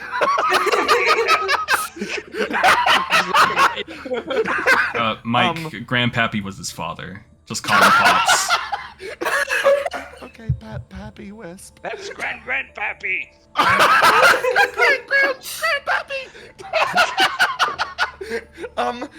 If we're leaving him here, and maybe say as well, then we're sending out 2 other groups. We should pick a direction that they're traveling, and maybe decide a point at which, we should set up scouting protocols where we'll turn around and come back to this location to share information. If I may make another suggestion, Say counts as another sword, and I am just a brain. Say To smiles. take into account our various capabilities. Do you want to stay here, Basil? I don't know that I would be much help. I think I could solve the problem if I found it, but if we were to come across something that I can't think at, then I would have a problem. I mean, that's someone else's problem to deal with. You have solutions that you can solve with your own sort of thing. I think me and Willow should be on different teams due to us being more pyromancy inclined. Also, you guys hit trucks. Yeah. Well, Which team is going to take the car? hold on. I now. think the team that goes the farthest. I think the ability to fly should be taken into account here. That's I can pretty fly. useful for scouting. You can fly? Yeah. Before points at the 2 wings she has. Oh, she has that. Yeah, sorry. Yeah, the two of us can fly. I mean, I don't know that I can fly. I also got a beetle. Yeah. Willow can fly too. Okay. Since we're trying to find someone in particular, casting a wide net with people who can fly is our best option. And then Grant's Should we troops split? can move in depending on what we find. One team into people who can fly, and then one team into people on the ground? I think that's the best bet. I think you should have 2 groups with people who can fly so that somebody can look overhead on both. That makes sense too. Maybe if we progress into like areas with a wide number of choices, like here and like here, and then we send a flyer up at each location, we could get a better impression at what's happening in those areas. You could also make markers so that we could guide people back to the center. Yeah. Wouldn't that make us slower by just having a scout? Yeah. I mean, I guess like if we split up into 2 groups, are we going to try to definitively end the situation? Ophor puts her hand in the air. Well, You don't we're have to making do the that. watch. We're all adults. We're making the watchtower so that everyone can see, right? So if we have a flyer, like Mike said, at these points that are multiple convergences, fly up into the air and light like a flare or something. Wouldn't anyone in the nearby vicinity be able to start moving on to the location? Yeah, let me just pull out my emergency flares real quick. I'm an emergency flare. Mike's just putting her hand up. She points at Mike and Willow, who are both glowing. So I think Willow and I should be on opposite teams then, because we're both flyers and both can light up fires to send signals to each other. I can go with a team and sort of, I guess, maybe I could be like a call for backup type unit, come back to the center if in case of emergencies. So, here's my idea. Having these scouting units is just going to slow us down. I think everyone who could fly should be on a team, and then everyone who can't should just pile up on the car. We just move as fast as possible. Speed is the most important thing in this situation. We don't know where we're going, though. I imagine caution is just as important, correct? We need scouts to find something to tell us where to go, where to divert our forces.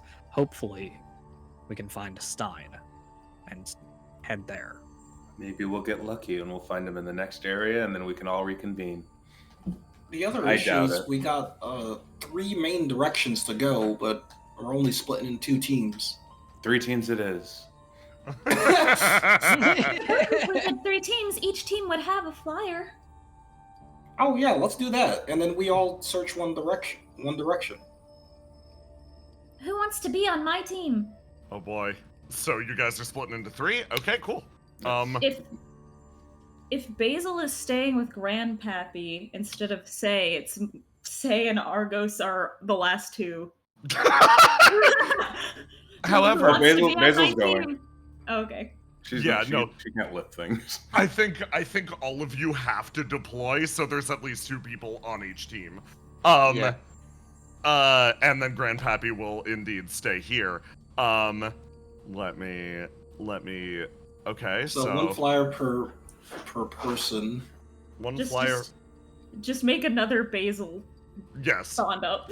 There we go. There's 2 of them. So 1 flyer per team. This means this must be the configuration, or it can be this, but it has to be one of those 2. I'm doing my LSAT logic game right now. Now fill in everyone else with who you've got. Since my Beetle's a 2-seater, someone's gonna have a better time. Like, all I'm saying is if we aim for speed, we can close out this side of the map in 2 turns. No. Well, then why don't we have... Are you talking about this side right here? The left, yeah. Yeah. Well, why don't we have... Willow, you have a beetle. Does it move as quickly as the car? Does it? It would. Yeah, it would, while flying. Okay. Then why don't you and the person you're with take the car and head in that direction? then you will be able to return quickly as well. Similarly, if you head in that direction, with the car, you can gather supplies to construct a watchtower. All right. I think we should split the car and the beetle, personally. Oh, yeah. That is likely wise, actually. Very well. Who is I heading no in longer know how to drive. Who is heading in the left direction along with the car? I'll do it. So it will be... Wait. Ace and Mike will take the car. Then my team will go on foot, and Willow's team will go on beetle. For what it's worth, I'm interested in going up because it's shaped like a rainbow. Okay, so who's going where? I think the most efficient for gunning for efficiency, the most efficient way would be for either Argos or say to go with Ace on the car. And then me and... Oh yeah, you don't need a flyer at that point. Yeah. If you guys... And me and Argos take the beetle so we can fly. Fly over here. The image of sticking Argos and Ace together is hysterical to me. So I think me and Argos should go on the beetle and go in a direction, and then that leaves the other two flyers. Argos. I heard an ah. Yeah. That. Yeah. I mean, we can take the other basil if you want as well on our team. No, that's not the problem. It's just recently, number 4 there was. Cut the cord, G's and rice. Come on, She's Basil. trying to tilt her head to the side. Actually, yeah, no, all things considered, if we run into problems, I'm on 1 wound, Basil has no stats, 04 is literally our only fighter. She smiles. Let's switch out Argos and Mike. Okay, is that what you wanted? Is that what you wanted, Argos? I'm going to make this awful for you. Oh, I have no doubt. And look, I'm pretty sure 04 can carry both of y'all. So. 04 looks at Argos joining the team and sort of like Excalibur faces. Say puts up a hand and is like, I am sensing drama within the faction. I volunteer myself. Let's go. Okay, yeah. Then There you go. Then who's going to fight for you guys? Me. 04 puts her hand up. Say raises a hand. In terms of fighting capabilities, I can enhance the abilities of others. In this case, I believe in this circumstance, I am one of the few people that can lend Basilisk Kid, pointing to Basil, the ability to fight for herself and protect herself. I think we have good synergy. Cool. We're also close personal friends. Yes. So if you're ever in trouble, all you have to do is make a noise I can hear, and I'll be able to help you. Thank you very much, sister. I will be counting on your assistance. So, which team is going this direction? Ace. Ace and Argos are going this way, and then they're going top because they want it. It looks like a rainbow. It does look like. Also, say, be sure whenever you need my help, make sure both your feet are planted on the ground. Yes, I will lock my hooves in place. Alright, good luck everyone, and say, don't lose my knife. This is your knife? I just passed it to you. I am most honored. She holds onto it like it's suddenly precious. She's like, senses the thoughts in it. Okay, in that case, we are going to go clockwise, starting there, and then we are going to roll around. Yeah! Okay, this is really good. Okay. Ace and Argos, you get in the car. I'm so happy. I'm so happy the boys are getting in the truck. Old Town Road is still blaring.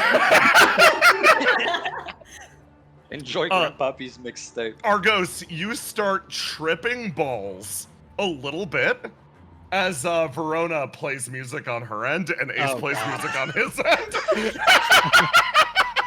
Oh, sweet mashup, great. Okay. So. I just imagine Disturbia by Pink on one side and Old Town Road Eurobeat remix on the other side. This is a fun group to go in this direction also, especially with the truck. So, you move a little faster with the truck. Your car pulls away and the two of you sit together for a while, almost traveling in silence for the first few moments, and then you notice that you did indeed choose the path with a road out in front of it, which is very good. Yeah, good coincidence. There is one issue with this road, however. Yeah. As you travel further on, you see an almost... You see a mass in front of you, interrupting your path. It moves connecting one side of the road to the other. You notice, in your vision, a procession of the dead. Oh my. Probably not a good thing. Your car is currently locked behind them. What do you do? I honk the horn. As you lay on the horn. They continue traveling on as they were, your horn having no effect. You have a few options here. Ace is driving. Yeah, of course. Go around him.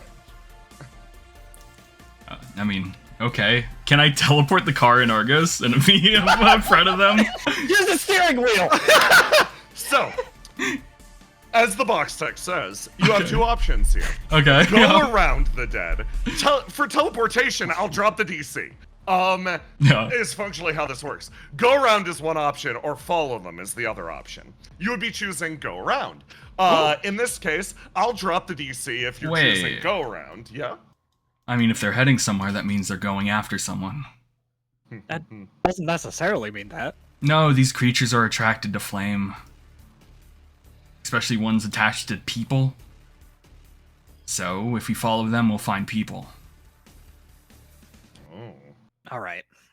You really think so? Can we... Let's go ahead of them. Let's try and get there before them. But if we're ahead of them, then they'll just follow us or something. They're already going in the direction towards people, you say. So let's head in that same direction, but faster. All right. You can roll for that.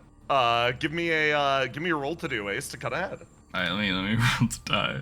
What I'm gonna do is I'm gonna lock in my. I love this, boys. It's finally boys' night. Yeah. Finally, boys' night. Okay, so you don't actually wind up. You follow Argos's plan, but functionally the line stretches on and on in front of you, and you don't wind up saving that much time. You don't lose anything, but you wind up mired in this long, almost traffic jam of the dead. But you follow along, and I am going to move you to this map. You followed the dead, so you get this event. Your car sputters down a narrow canyonway. Having followed this procession to its natural terminating point, you know a long line of these beings stretches out behind you, almost waiting to join in with whatever's happening here.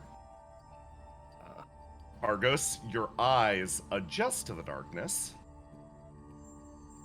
quicker than most. Machine bits whirring in place, and you see a horrific sight in front of you. At first, the pit drops out of your stomach before you realize this is more strange than anything else. You see a line of these beings, all placed in front of Cast.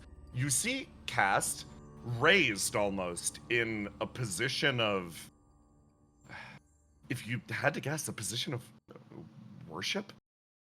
They've been placed up on this rock, and they sit with their arms crossed, very set and determined.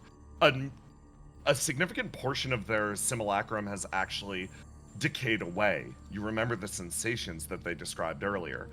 Cold, burning, slimy sensation. A significant portion of their face is featureless. It seems that whatever the dead have done in getting them up in this position has caused their body to decay to some extent. Okay. Do they look conscious? You look at the dead around.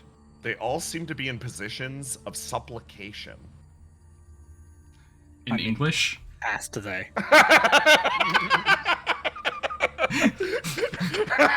What the fuck does supplication mean? Supplication means? No! Every The action of asking your begging for something.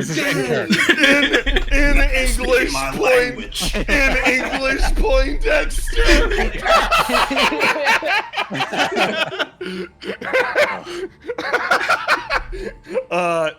Yeah, no, they're all worshiping Cast as if they were some sort of regal figure. It's bowing before a king. Okay, cool. Because that could have mean that they could have had like fucking spears. I don't know, man. I didn't know like you didn't know what they were supping. I didn't know what they were supping. Their Cast is very visibly unconscious, and you know this from sharing information with the other you. Cast isn't in control of their body. They just feel some portion of the sensations. It seems like, if you had to guess, contact with the dead is stopping their flame from building up to the same point as it was in your body, making them able to move. You get the feeling that if you were to separate them from this situation, they might become operational. But also, we'd piss off some... You would piss off an entire army of these beings. Okay. I think they're worshipping this figure that has no flame but still has form. Huh. So I'd like to scan. Is they're siphoning off the flame from Cast? They are leaving the flame intact, it seems. There's very little to begin with. Like, you are a small portion of flame in your body. Cast also is a small portion. Your string is still connected to them. Okay. Ace, turn the car around and get ready to gun it. Oh, you're gonna... I mean, like, you can grab them and I can just, like... Because we have to continue this way, right? You can exit this canyon from either direction. Both are valid. It will connect you up to the path that you were on previously. This is functionally like to describe what you did. Hold on. Let me get the spooky music back on. This is genuinely a little important. There you go. Okay. So you were following a path, freehand, that, let's say, it was traveling vertically, like that. You took a detour like this. Okay. You're right here. So would one make me go faster? If I went like this? If you went up, yes. Okay. You can basically like gun it back. Both are equivalently quick because you can just like cut over there and then go like that. Like it's genuinely whatever path you want. I'm not gonna fuck you, basically. Okay. Alright, I was just wondering, like, man. Yeah. As long as we can get away from these angles. This map. If you leave the map, you're good. Alright, okay. Alright. Operation Yoinkum. Okay. I am going to first summon Single-Handed Savior. Yes. And then shoot the shit out of Casts and imbue them with a bunch of flame. To get them Oh, that's very clever. Okay. Give me a roll to do. Take the shot. Okay. Plus your stat. No, that'll actually do. So you send out a single shot of flame that flies over the heads of the beings in front of you. Almost instinctively, you watch their bodies undulate wildly in response to the bullet.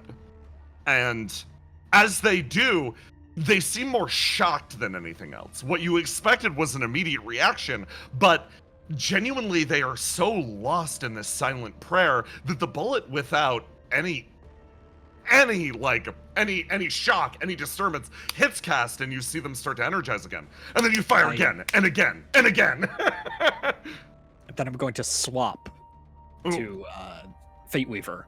Yeah. And shoot out a string and yank their crystal out of their body.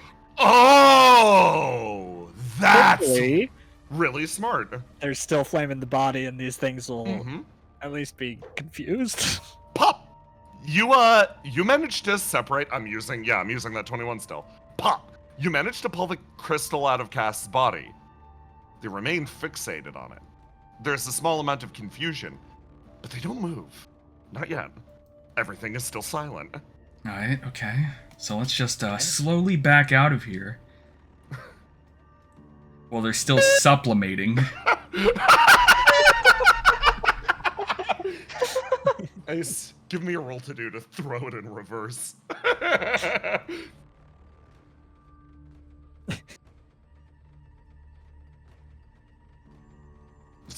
Roll to do? Throw it in reverse? Yeah, throw it in reverse. Yeah. You very calmly back out.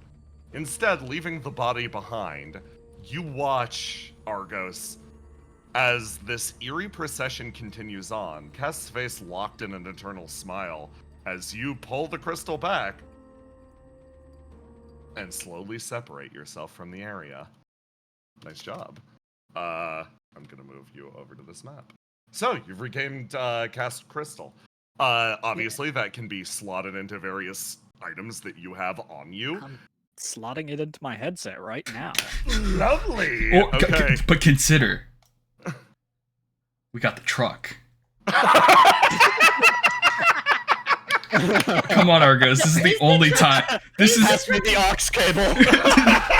This is the only time you're gonna. Yeah. So is the truck a truck? The truck has an aux cable, I'm sure, which can go to my headset. You're fucking okay. We're gonna answer the truck. The question of is cast truck when we get back to you guys. We'll leave on that little cliffhanger for now. Following team, it looks like a rainbow. The three of you travel upwards, and you are heading to zone 23. Okay. Interesting.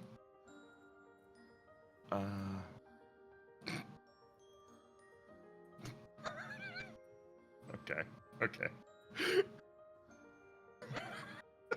This is about to be really stupid.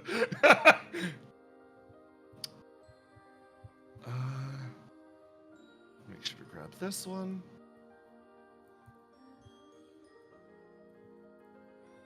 And you three. Good job, truck team. Yeah, truck team here. We're keeping on trucking. We're trucking it up. Over. Okay. For the three of you, a large shape moves through the mists ahead. You've been warned time and time again about the dangers of the swamp. However, you sense no aura of ill intent from the creature. You do not feel the gaze of a predator upon you. Instead, it seems to be large and relatively harmless. However, its path does lead you off of your own intended path. Likely, if you choose to follow after it, it might occupy you for a little bit. Otherwise, you can continue on, ignoring the beast as if it were fine. Maybe there's a person? I agree. Do any of your friends fight big monsters other than Saru? Well, Willow fights big monsters. Yes. Willow went the other direction. My sister is quite capable of fighting large monsters. From what I understand, she has also tamed a few of them. Perhaps it is one of those. Do you want me to try and go up and look from above? That is not a bad idea. Looks over to Basil. I agree. That's why we have a flyer. We have reached consensus. Okay, she's gonna rocket herself up into the sky. Okay, give me a roll to do. I love the idea. She's like, yeah, I'm gonna fly up, flies up, hits the top of the tube. Hold on, let me make sure that this the ground. represents 04. Okay, you can roll to die and roll to do. How loud. Looks like she's locked into a color she no longer has, and I cannot touch her pog. Ah. Let me make sure that you have control of 04. She has all these sparkly new colors that I have to figure out what they are. Yes. Oh, right. This one. Here you go. And then let me edit. In players' journals, you. Editing control by you, please. Thank you. Okay, there we go. Give me a roll. I'll worry about her stats and stuff later. Yep. Okay, now I can unequip my swing. Yes. And then I roll to roll to die. Which Yep. one? Roll to die, roll to do. Roll to die. Oh, lovely. We're locking in this one. Ooh. You fly up and over to the center of the center of this little tube, and you see a creature foraging around in the bushes down below. It's a familiar shape. It's one that you saw just earlier. Yeah, no, this is... She was with them, with the rest of the group. That must be... You land back next to your friends, and you have a realization. Riddle Arendite is just ahead. It seems like Riddle Arendite is just ahead. Why did we perceive Riddle Arendite as a creature? Fascinating. She starts walking. Yeah. This will end your progression for this turn, but you start to move after this creature up ahead. And you move into the underbrush, and you look for that creature that's foraging around down there. And you see her in all of her stupendous glory. Pop. See, I told you. Yeah, you know, that makes sense. The great beast turns and looks over at you all. Oh. 4 waves. This is actually advantageous. Great Riddle Frog. Where is your rider? Ooh. Give me a roll to do. You speak to the frog. Your only ability right now is the ability to philosophize and speak. However, communicating with a beast like this is almost impossible. But, Say moves forward. Stares at her straight in the Frog eye. to frog communication. Oh, she speaks her.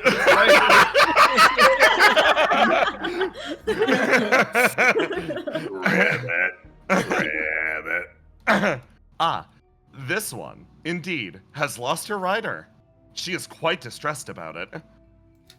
Well, we are looking for him. Do you want to come? The message. She is asking about our methods of searching, functionally questioning our credentials. I can fly. That's how I found you. She asks how high you can jump. Watch this.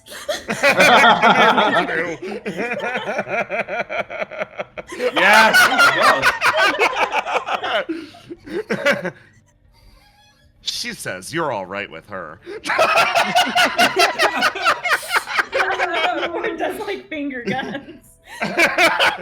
You obtain the frog Riddle Arendite, and in doing so, you gain a new method of transportation. This is a little similar to the truck, but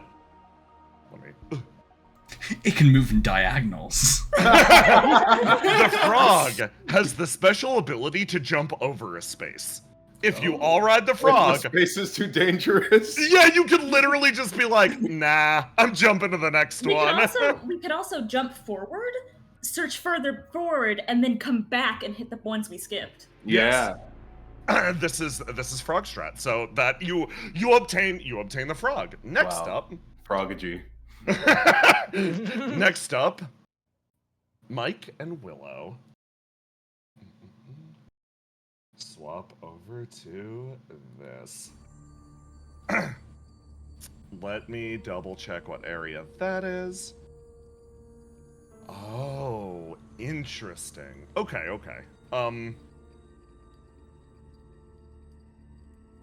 That's actually a fun twist for this.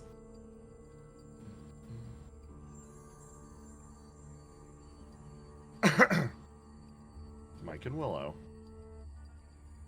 Of course, you two wind up going in this direction. Smile. You begin to disrupt the almost pine needles at your feet. Willow, this tree doesn't belong here, and yet it feels almost like a natural part of the swamp. Its unique manifestation, almost springing to life from the trees and grass around it. As you go, you start to feel a strange sensation. It feels like your brain is screaming to you that something's missing, something's wrong. Both of you, roll to die for me. Uh-oh. Ooh! Of course. You attempt to sense the area around, and very muffled. You hear voices. You hear that? Yeah, I can't tell where it's coming from. You start to walk. With that high roll, Willow, it sounds like it's coming from beneath you. Oh, wait a second. Yeah. I'm going to use my tremor sense. You plant your feet in the ground, and you gain a sense of up to 100 feet. GM, I have dark vision. God, who would ever have an experience with something like that? Anyway, you sense straight down, and yeah, when you put the frog on the frog root and the tremor sense character on the tremor root, there are two people talking below you. Oh. Oh. Maybe I don't want to go this way.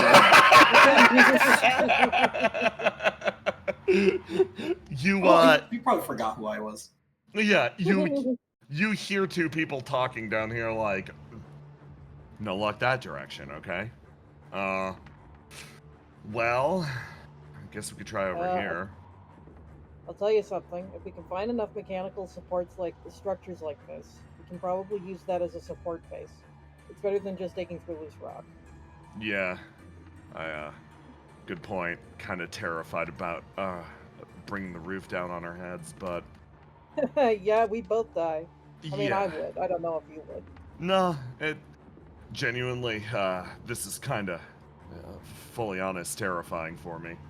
Being buried alive, massive fear, yeah. Damn, dude. I mean, you doing okay? Like, who isn't afraid of it? You feel him shifting around, plus, like, my guy's, I don't know, he's down there somewhere with who knows what. He got attacked before we got separated. Low-key freaking out over here. You look at the man. His cool has not been disrupted even a little bit, but you can... just fucking nods. You feel like his ultra-muted emotions have turned from a 0 up to a 1, and he's like, damn, that's a lot. Well, if you're friends who I think he is, and granted, I'm making a bunch of guesses to get there, but I think they're on point. I don't think there's a lot that he has to worry about. Isaac sort of shifts around in this area. Willow, what do you do? Okay, I'm going to... This is going to be a covert operation. Yeah. I'm going to... Yeah. Willow's going to put a hole in the ceiling. And drop down. as quietly as she can. Okay. Let me put a Willow over here.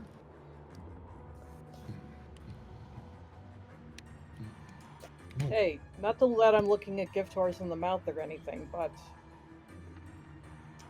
Why did you help me out? He slowly turns around, he's like, mutual history, I guess. Willow, give me a roll to do to come down here, discreetly. You're punching through the dirt and you're down here. Uh-oh. Uh-oh. You... Cal, the roof starts to shake over you a little bit, and you're like, ah!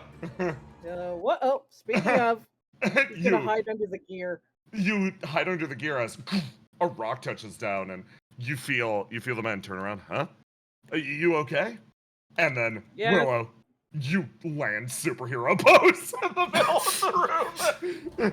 Oh, never mind. It's a person, not imminent death. Never fear, citizens. I am here. Will-O-Wisp totally meant to do that.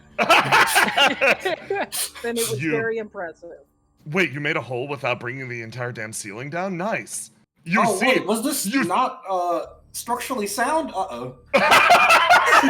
No. Hey, I'm gonna roll for luck.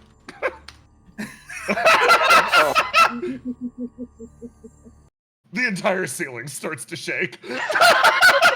I'm gonna grab you. Alright, everyone hold on to me. I'm gonna jump. He moves over and grabs onto you. Where we're going. Alright, close your eyes. I'm gonna go head first. Okay, Willow, give me a roll to do. Hold on, let me roll to die. Choosing my red stat for this one. There we go. Hey, baby! Yeah, oh boy. Okay. Hold on. Let me roll for some other characters. Oh dear fucking god, thank you, Mike. It's a bad roll though. Okay.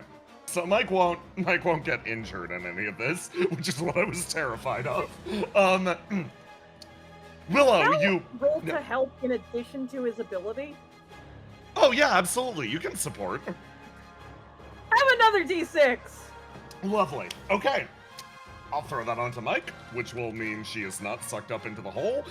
Good. Hey. We love this. You provide assistance as Willow, you tuck down and jump, slamming through layers of rock as you feel Isaac actually grab and propel you a little bit. Your little trio reaches the outside of this rapidly collapsing area, and you land almost skittering on your heel. You bounce back and forth, and Isaac's like, okay, we gotta move. Alright, this way. You guys start to run, and Mike's like, yeah. She holds out a hand for you, Cal. Immediately takes it. His leg is still a little fucked up. You start to run as Area 6 behind you collapses away, and I remove it from the map. Oh. Oh, this was a one-way street. Alright, guys, I think we need to be cautious about all this, okay? Like, listen. I know. You can't tell Willow to not just break through the wall. You can still get out. Tell me. They're just not this way. Also, these are 2 flyers. Yeah. This is not a problem for them. Okay, so this is how your situation's evolved right now.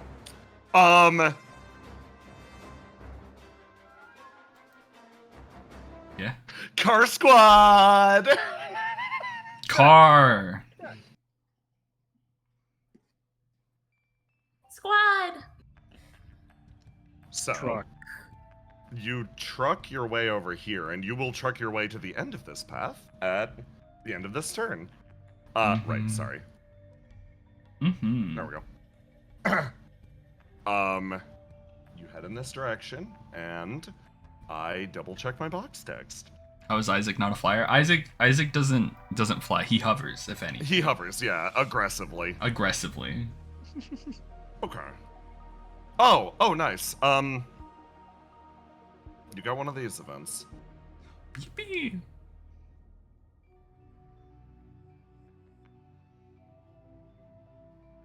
In the area ahead, there appears to be a bog. Bringing the truck through will be difficult. So instead you start to pull around. As you make space around its exterior, you come to a sort of realization. You're not alone here. In fact, there are multiple humanoid shapes in the bog nearby. Investigate Y/N. Investigate the multiple bogs. The multiple bog bodies. The bog bodies? Yeah. I mean, they're already dead. I don't care. I Do mean, you know that for sure? I mean, are Scan from a drive-by scan? You can do a drive-by scan. So, you sort of... I'll put you on the map then. like, from what we know, right? Oh. The swamp preserves dead bodies, right? Yes. Normally, corpses aren't laying around, but if there are, they're without flame, right? Which is probably describes why there's no of those wax people here as well, right? So, you know, how many of our friends can live without their flame? Okay, so let me drop you an Argos so you can roll. But also he does have Argos. He's the healer. Mask, would you mind dropping the correct Argos on this map? He's a healer, but he doesn't have a fucking res spell. Yeah. Yeah. Yeah, but if they're bodies with no flame, theoretically you might not need a rest spell. Give me a roll to die. Yeah, they're already dead. Wait, could you revive someone like that? That's a good question. Now you're thinking with riddle brain. That's horrifying. Riddle like. I was like, yeah. No, I think you should stop because I think it's just very interesting. Finding a body that died like 50 years ago, like that's and kind then of falling fucked into a up. flame, yeah, just seeing what I mean, happens. then that's the question that we've always been asking. Like, is the body the pal or the flower, right? Yeah. Exactly, or Speaking is it of the which- vase, bro? Okay. Speaking of which, is cast a truck? Okay, I'm gonna get to. Don't worry, I'm gonna get to the truck soon. I know it is the most important thing happening right now, but I've got box text. we get to the other important question that is indeed asked on every map, which is cast a truck? The most important part of this module, really. You perform a quick scan of the bodies. Your mind starts to race with thoughts, and honestly, like, you entertain them aloud of the putting flame in a body that's like 50 plus years old, because a bunch of these are, simply put, that. Using this, they are corpses that are propped up in the swamp. This vast shift in the area is making them almost stick up and out of the bog around the godsblood. They sort of rest above the surface. Normally a body burns away when its flame is fully taken. The swamp seems to have the property of leeching flame without causing the combustion or decomposition of the body.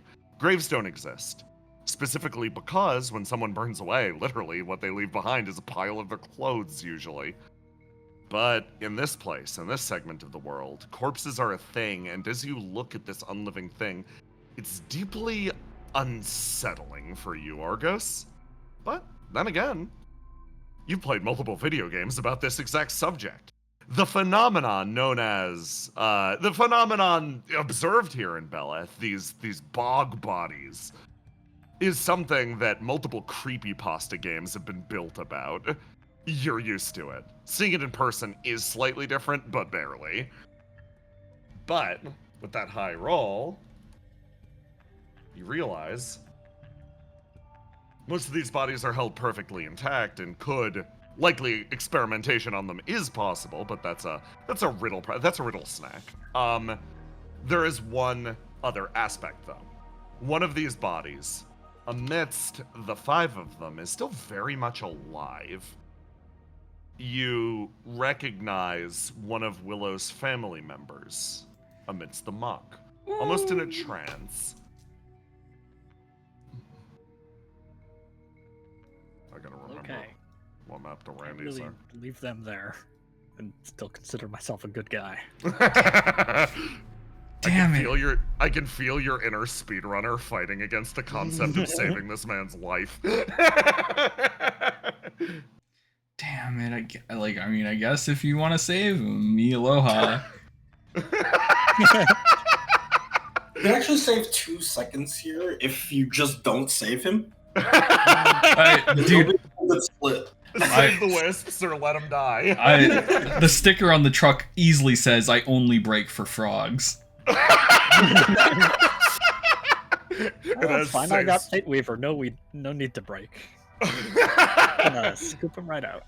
Okay, give me a I roll hope to... it doesn't like tear him in half or anything. Give me a roll to scoop.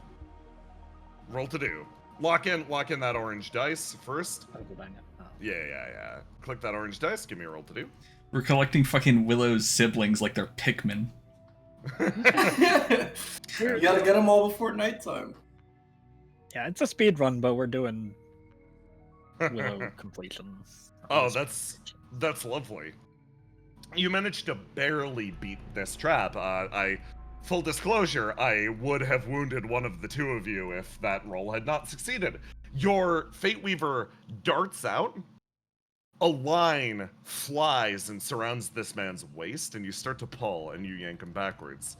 And you feel a pulse beneath the surface, as something, you realize, was holding up these corpses as a method of attracting prey. A great moss sweeps through the water, disrupting it for a moment as the body flies over to you, and then you throw it in the back of your truck. The man's utterly unconscious, likely placed in a similar position by the same trap. The god's blood is almost mesmeric. He's completely KO'd, and you watch as all the bodies disappear again beneath the surface of the lake. Alright. Let's not tell a riddle about this place. Bold of you to assume she's not already down there. You yank the man out. And then Ace, Argos, both of you give me rolls to do. Trucking. For trucking, yeah. That's your trucking roll. This is my truck roll? I'm not trucking. You're not truck enough. God. You in front of the cast truck? That's kind of cringe. You attempt to navigate ahead, you pull yourself out of the bog, but you do manage to separate yourself from it. And then I answer the question that's been on all of our minds as a voice flares up over the radio. It's not really the same as being the truck. I can only relay audio information. This doesn't have any, like, computer systems for me to hijack or anything. You literally just plug me into the aux cable. Can I still call you Lightning McCast?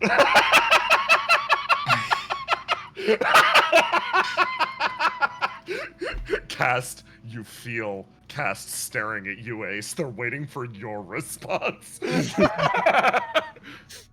are you talking about? I'm not, I don't know. I'm not the one who has to tolerate it.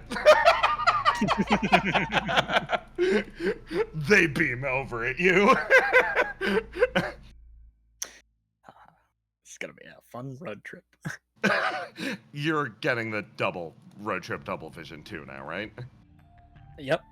Verona's mom jams and Ace, what the hell is this? This is Pappy's mixtape. You don't turn this off, okay? Look, monsters hear this, they go running. I am so delighted. Your duo becomes a trio as you drive deeper into the swamp. And I'm going to advance you because you're trucking. It's a quartet, by the way. There's a passed out. Yeah, there's the guy, yeah, of course. Of course, there's the guy. Very important. Let me arrange you in truck formation.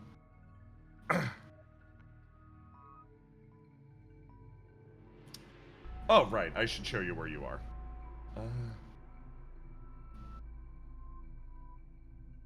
You reach the terminating point.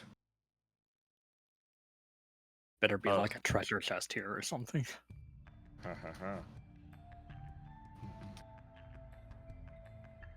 And I navigate to 28.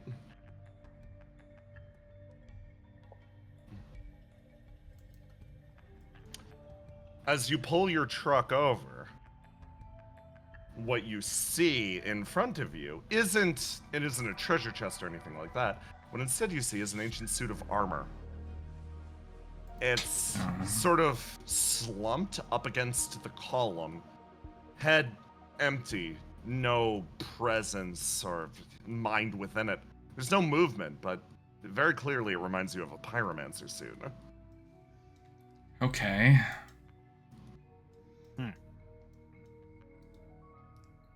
Huh. I wonder. I'm gonna go out and take a look at it. You move outside, and you investigate this ancient suit of armor. Your hand runs up and down the side of it. You can tell it's rather hungry for flame or sustenance. If you give this thing one of your attributes, it will activate. Oh. Ace is gonna hop out. Yeah, I can't exactly do that. Yeah. Yeah, don't worry. Hey, Sea Gazer. Yeah. Yeah, you want a body real quick? What kind of body are you talking about? I'm very. Oh yeah, no, give me that one. No, gimme. Wait. Yeah? How much do you trust Sea Gazer? I mean, so much. I mean, cast is right here. Oh, I'm sorry. You know what? I'm sorry. Yeah, right. Let's put Cast inside the potential death machine.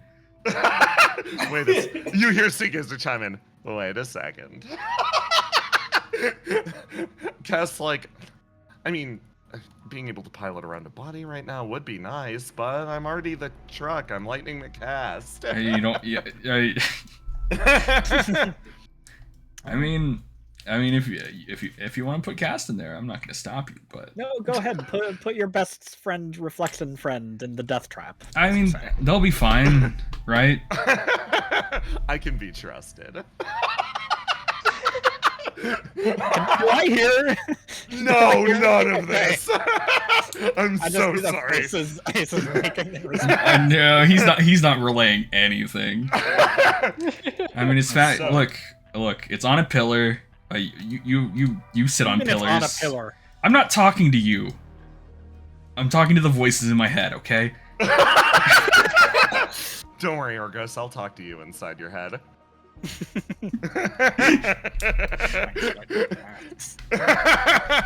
So what do I? You want me to put the sword in there? Like what are we? How are we doing this? Yeah. No. Just jam it in there. Okay.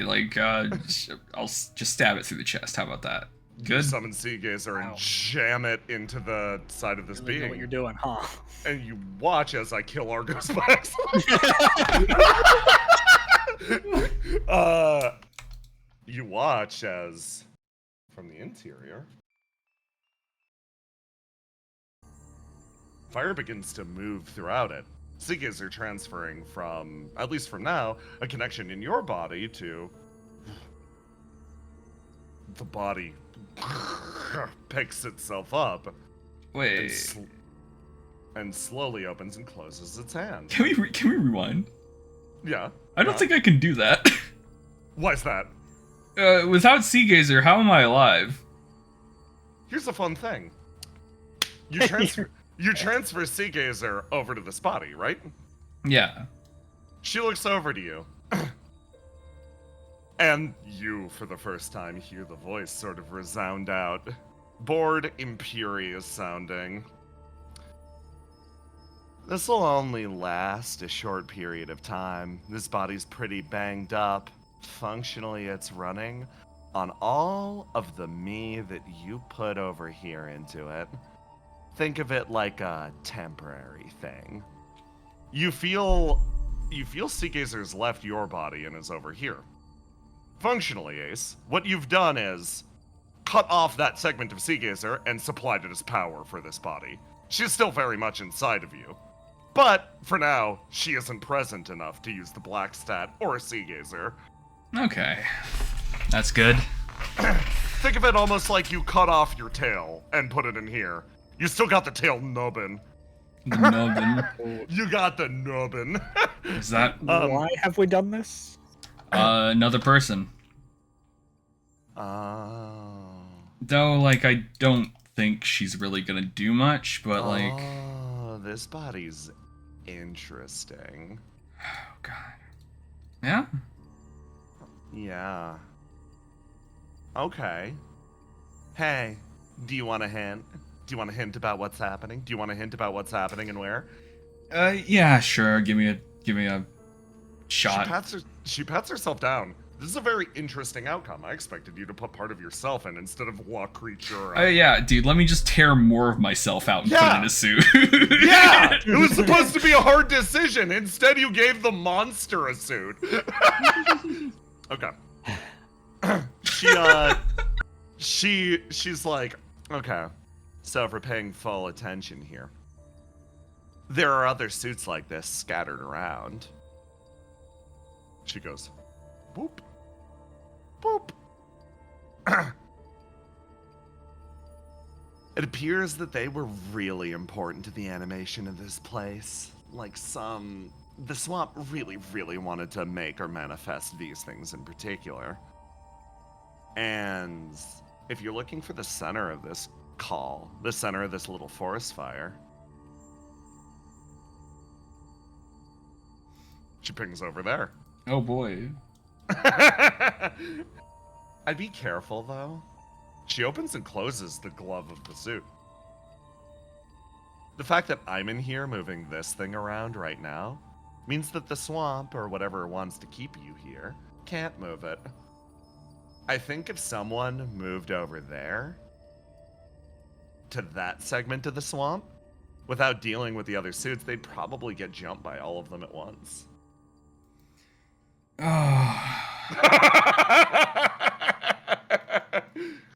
There you go. There's your free hand. I've been so helpful. We don't know chat. Well, Argos, we're gonna have to book it. Well cast. You're gonna have to book it. Yeah, I guess. Do you want me to play music that inspires you to drive faster or something? No, you don't turn off the mixtape.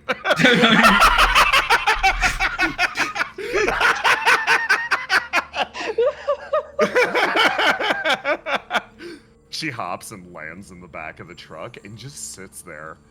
You feel that Cheshire Cat-like grin in the back, and she like leans in through the back window and is like, "Oh, thanks for the ride." Yeah, and any time. Where are you heading? Oh my god! She beams at you and starts kicking her feet in the back. It's this large, powerful, brick shit suit of armor. She makes so many over-the-top, gestures like a weird Cheshire Cat in the back. She starts kicking her feet and she's like, I suppose whatever way the wind takes me. Cast in the back is like, hey, Argus? Yeah? You picking up some things right now? Just the most rancid vibes. And your little squad starts driving. Oh, I'm so happy. I'm so happy for you guys. I'm so happy for you guys. This is your reflection, huh, Ace? Yeah, what?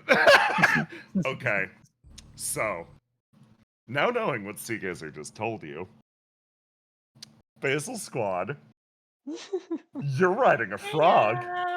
Hey, what am Hey, which way are you jumping?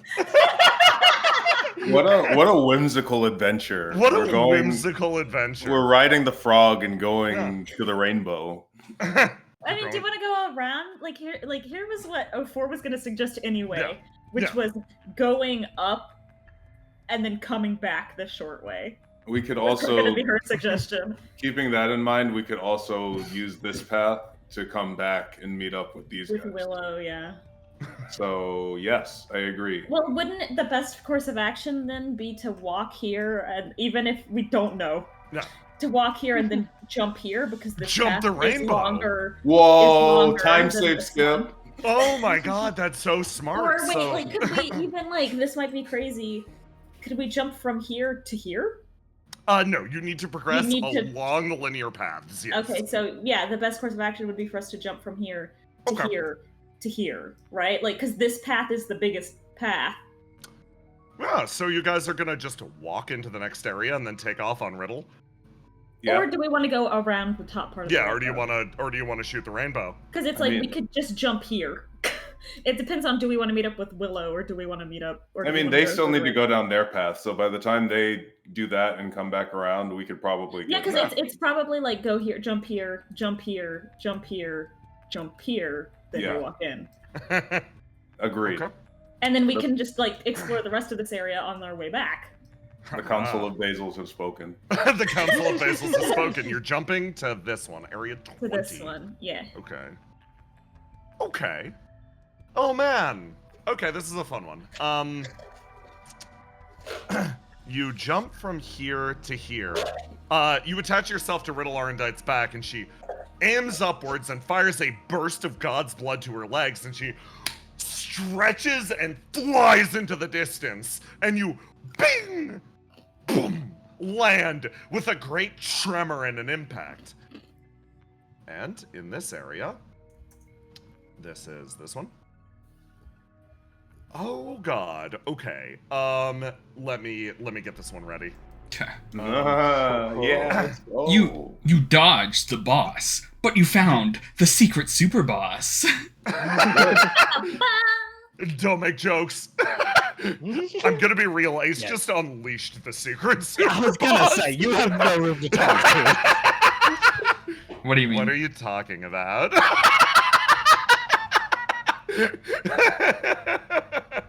It's okay, because I released a super cool tricked out truck. Into the wild, where it belongs. It has no natural predators. Sea Gazer's like, After 10,000 years, I'm free. Free. What are you gonna do? I don't know. Just probably lie here. I liked it better when I was inside that boy. Seeker, what are you gonna do with your new body? I don't know. Hot girl shit. Lies face down in the bed of a truck. Okay. In this map, you land and you feel the ground begin to shake around you.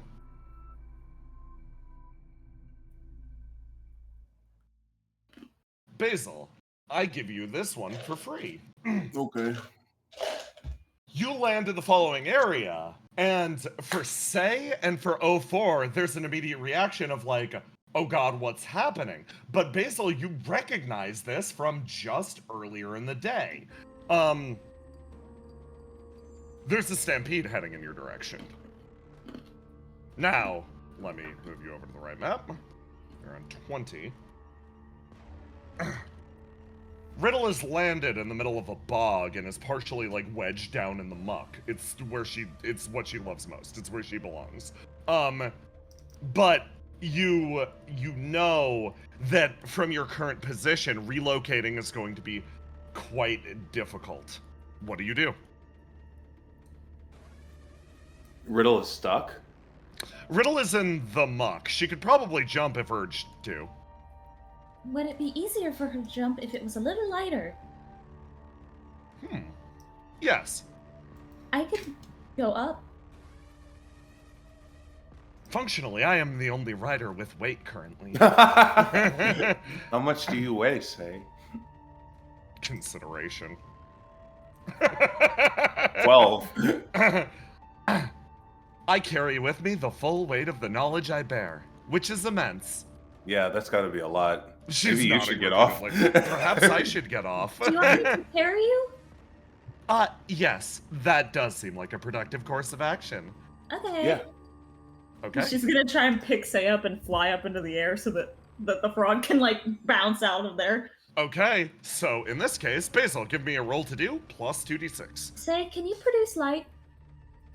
I can, yes. You should. Now that we're in the air, it might be good to draw everyone towards us. Like, since we're up here anyway, right? Ooh, oh my god, okay. Basil, you easily ping up into the air as the stampede closes in. They travel directly beneath you. Now, 04, give me a roll. Okay, roll to do. A roll to do. Ooh, love to see it. Okay. And then Say. Roll to do. And everybody rolls good today. You easily clear the hurdle as The frog jumps in the air, flying over the stampede. They travel beneath, and Say begins to emit a large amount of light. You see as, from Say's sides, what forms almost. What are they running from? Are, let's see. You know, or I'll get to that in one hot sec. Actually, love to see it. Don't worry, we're busy distracting it by being very bright. Yes. Gotta find something. Hey, sorry, where's your stuff?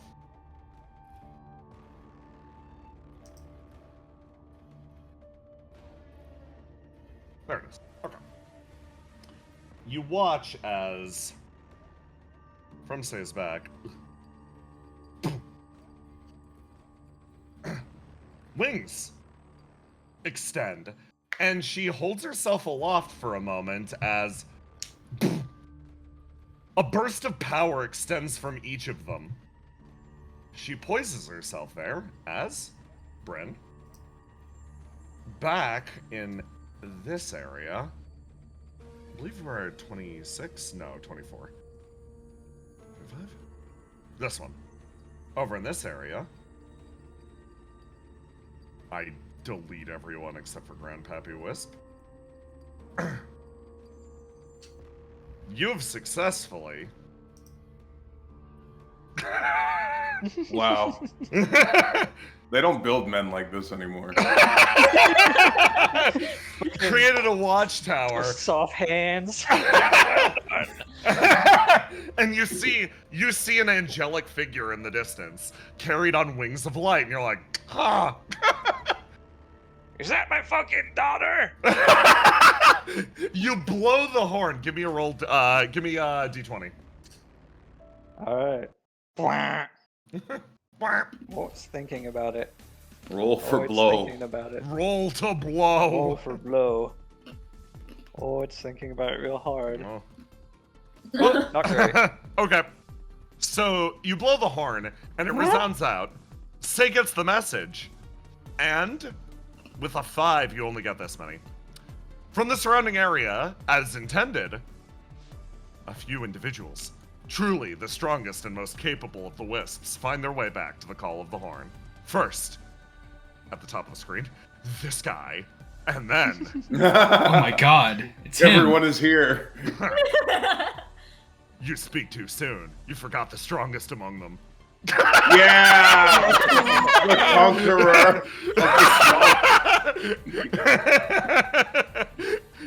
She's here. She's here, everyone. Okay, now it's winnable. It's an icon where she's got like war paint. You two sort of exit. You've been fighting through the swamp for like the past like hour together, and you heard the call of the horn, and yep, there's Grandpappy Wisp. I knew the sound of Grandpappy's horn. There you are. Okay. How are you two doing? You okay? Yeah, doing pretty solid. You know where everybody else is? Fuck no. Okay, I'm gonna go. Where's your husband? We could. I lost him. Where is my husband? Give me a roll to die and then a roll to do, Isabeau. Okay. He died. You feel a power boiling within your chest, though. Isabeau. Power of love. Isabeau, this isn't part of your job description. It's something else. What is it?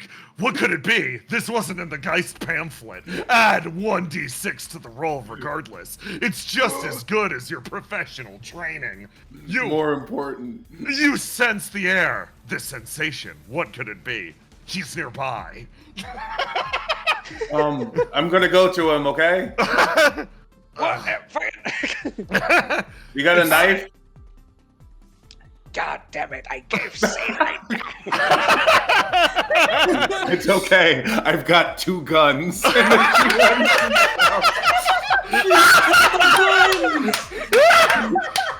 Okay. Godspeed, you wonderful hunter!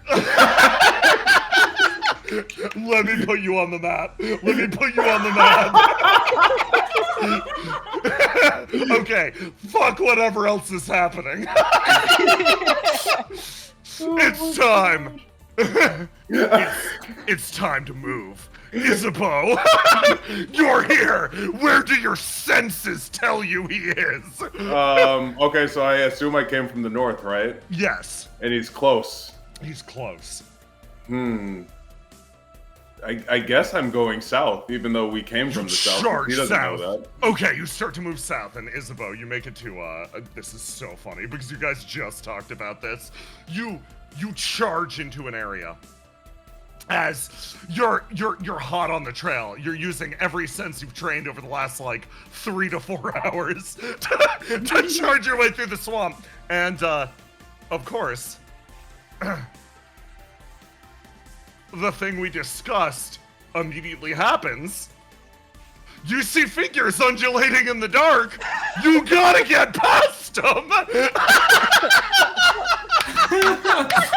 Message is there. My message is there. Yeah, I was gonna say, she reads the ground. Don't harm Basil. It also says, "Do not touch" or "Do not disturb." Do not disturb. Holding her 2 guns, she like squints and she's like, "Yeah, I wasn't gonna touch those things anyway." You keep moving and you charge and give me a roll to die. Oh my God! Roll 1d6. Beat a 15, please. You narrowly duck us. Whoom! One of the tendrils stabs of her head. You hit the ground. You're still holding both your pistols. You army crawl your way past. Her lab coat is all covered in muck. The tattered bandana. Oh, you keep going. No husband left behind.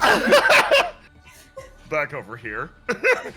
You make it to this area. You discover a telescope and you wheel it around. If anyone else is on this map, no, they aren't. You're like, wait, no, you make it to this area and you realize something. Right. Huh.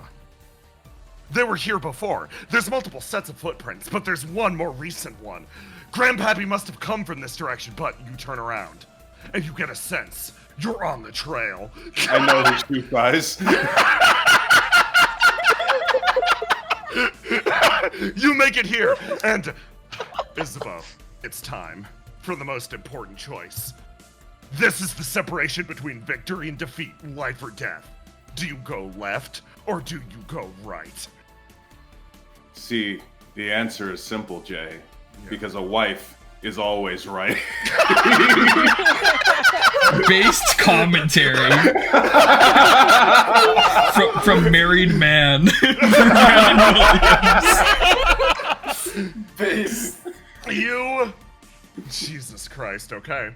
So you take the right, and you keep charging, and you keep charging, and that takes you to the zone that no one's been to yet at the start of the start. This is the best way to discover I decide to double back and go down the other side of the fork. You travel into this area, and as you go, you enter this somewhat quiet location, completely forgotten by, well, the rest of the group. And there you see, not pictured because I didn't expect it. You see a pile of supplies, actually. Hold on, I can actually grab the grab a crate asset. Boink, doink, doink. It appears to be almost like a campsite, and as you look across the way, Isabeau, Did I do it? you notice the man who arranged all the supplies. Boom! I knew it! He runs into his arms. You run into the man's arms and throw them around him. You still have both of your pistols in your hands. The safety was on. We had no intent to shoot the pistols. He hugs you back, And the camera slowly pans up as I register the reality of this discovery. The secret campsite.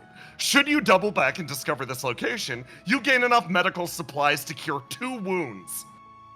This is great, but the only wound that I needed to heal was the wound in my heart. And the only wound that I needed to heal was these various alligator bites I received on the way over here. Emotions down to his leg. Whoa. That's like mosquito bites here. That's not that weird. And slowly, Grandpappy, you watch as over the sunset, 2 figures slowly separate themselves from the mist. One is slumped up on his wife's shoulders. He's able to walk still, but the various alligator wounds are making it difficult. He's lending him her full support, and he barely drags himself. Drags the boxes behind her with the other arm. Truly, the swab's strongest soldier. And you watch, and you put down the telescope that you've got to your eye. My God. They met yesterday. They met 6 hours ago.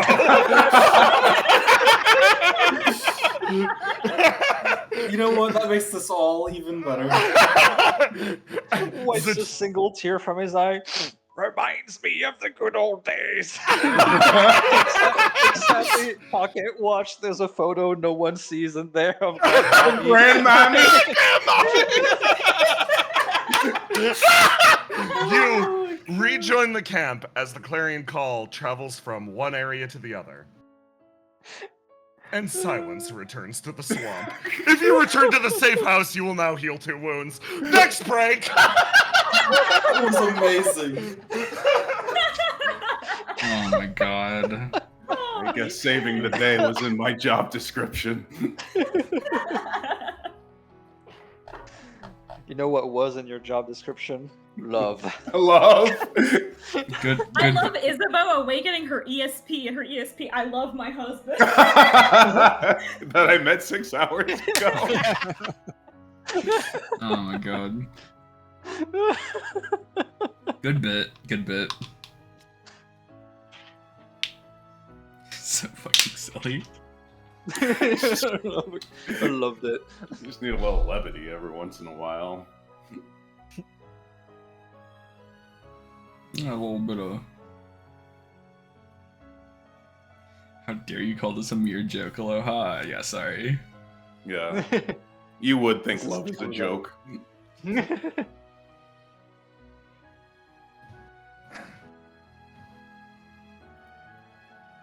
God, this music. My face hurts from smiling. This was the fucking best. It feels like a joke ending for a serious video game. Where like the emotional theme plays. Oh my God. Okay. That was the most Yakuza scene that's ever happened. We're officially doing it. Oh my God. Okay. Every root's growing increasingly deranged. We love this. You've all come back irreversibly changed. Let me put you back on the pixel map. Cast a truck now, yeah. Truck.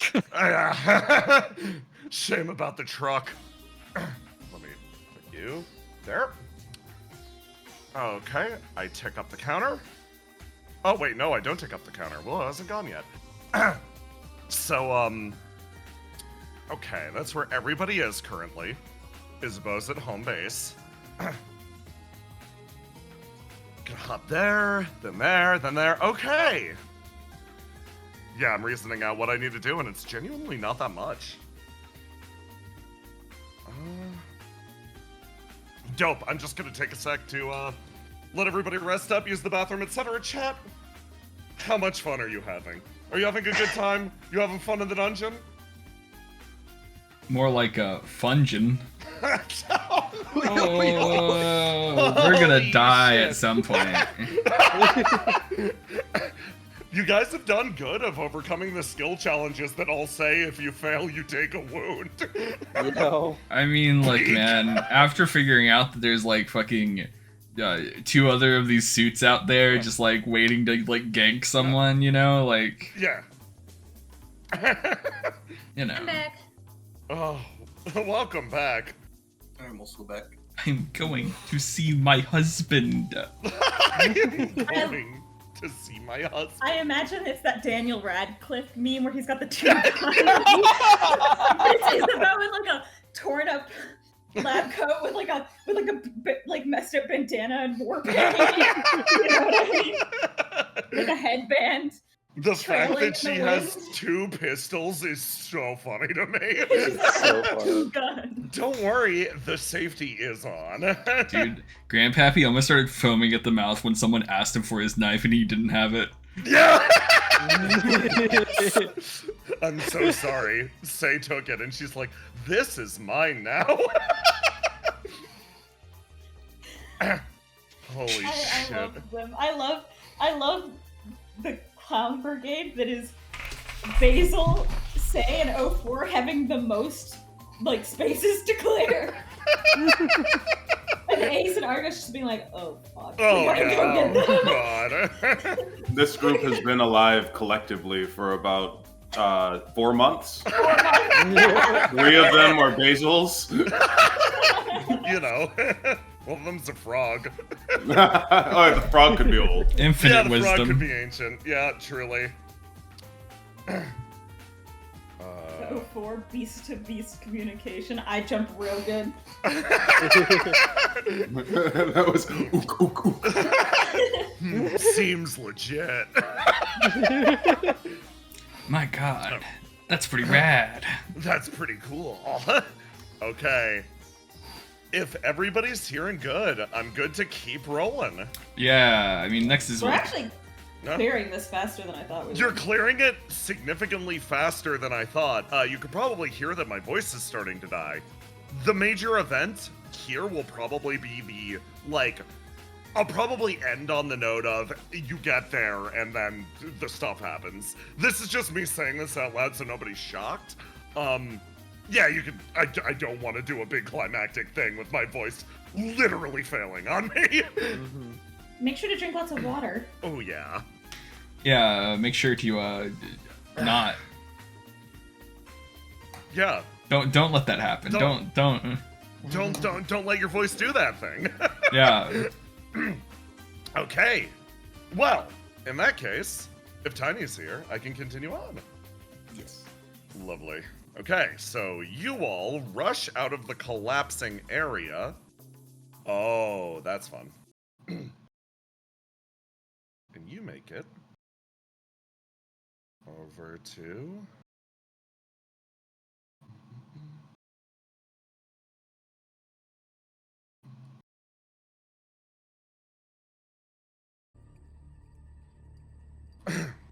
Okay.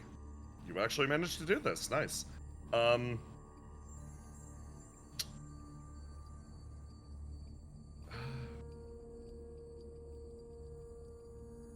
Your quartet sprints their way.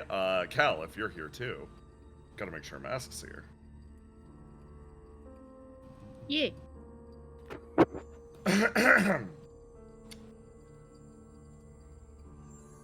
Your quartet makes it away, and out of the devastation, again, you see a figure in the distance. This one seems to be shifting through the bushes, looking for something.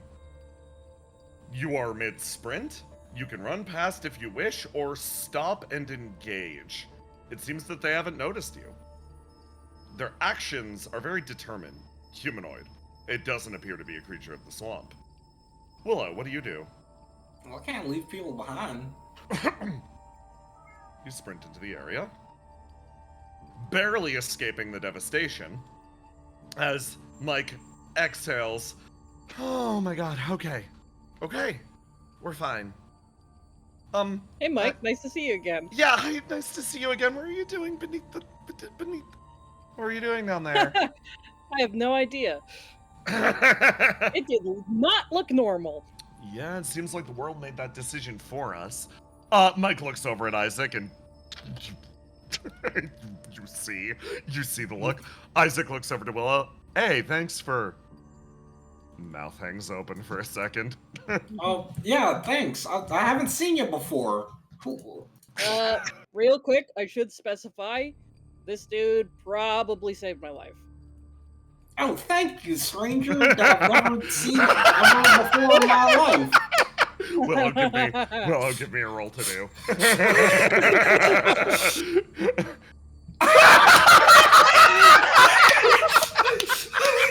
Not only does he buy it, you feel his eye twitch to the side, and for a second, you feel that like instinct flare up inside him, that flame move through his body where he's like, oh, it's finally time to see what this girl actually is capable of. And then he looks away and he's like, a combination of two things is happening. One, he wants to find his way back down beneath because Stefano's down there, and two, with that look, that innocent smile, it's clear that she doesn't remember him or recognize him, and attacking you now would be kind of awkward, wouldn't it? Oh my god! He stops and looks away. He's like, yeah, nice to meet you. My name's Isaac. My name is, Beazle.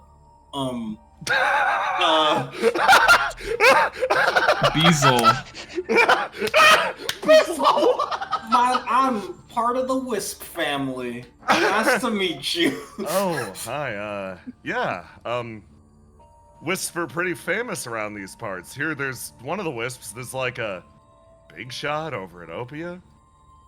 Oh, Damn, that must be pretty impressive. She must be really cool. Yeah, she must be. And then you remember that there was somebody that was on this screen, and you look over and you recognize his face as he looks over to you. He sort of like turns around and is like, oh, hi everyone. Hey. Dude, what are you doing out here? Hey. I could, I suppose, ask all of you the same thing? Did you just cause that large earthquake? Yes. Yeah, sorry about that. Points at Willow. My bad. This anonymous member of the Wisp family helped us. This anonymous that stares, looks between the two of you, stares, tries to absorb what's happening here. Willow just mouths the from word behind him. pyromancer. Yes, this anonymous member of the Wisp family. That not a single soul knows, of course. Thank you for saving me in my time of need. Well, Ace doesn't know. Wouldn't know her. He thinks they all look alike. Messed up. Isn't it? Mike, like, turns around and she's like, so... I think it's important that we decide, what we're doing next, because we just escaped from a cave-in, and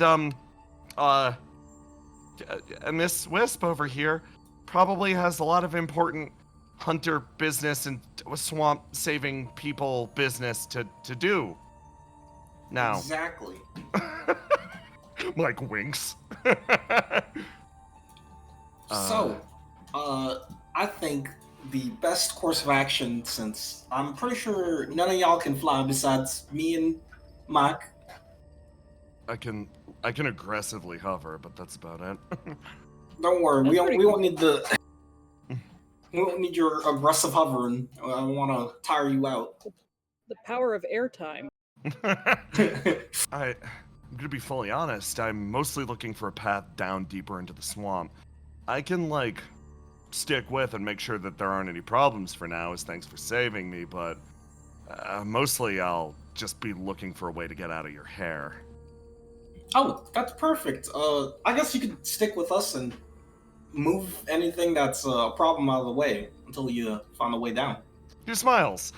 You have Isaac for 3 spaces. Nice. Mike's like, okay, good deal. Until then, it's good to be working with you all. Anonymous member of the Wisp family, and Lug, who I know from work. Why are you talking like that, Mike? All right, everyone, let's head south. You What am I, chopped liver? Let me prep up. Ooh. You're going south? Okay, that has a special event to it. You head south. And as you go, you take basically the little fork to show you on the map. You go down this way. And you actually... This is really good, actually. You go in this direction. And you happen upon this space. Willow, this little clearing is a place that you genuinely recognize. It's one of the areas of the swamp that you've been to multiple times in the past that actually works as a good refuge from not only monsters, but from the elements. During long camping trips, you would functionally use this spot specifically as a fortification. But, as Grandpappy said, it's a top secret area known only to the Wisps. However, as you examine the area around you, this is what happens if you bring Willow specifically here. Something is not right. Something's different. Normally, there are supply caches left in this area to make sure that hunters aren't forever lost. For example, spare knives. The supply caches have been changed. They haven't been depleted. Instead, the resources are fundamentally different. And as you search through this little campsite that's off to the side, you recognize some tech that seems a little more modern, or maybe not. Isaac moves up alongside you. Whoa, weird. That's derelict tech. Oh, what's derelict? Derelict is, I guess where we're all from. It's the home of the pyromancers.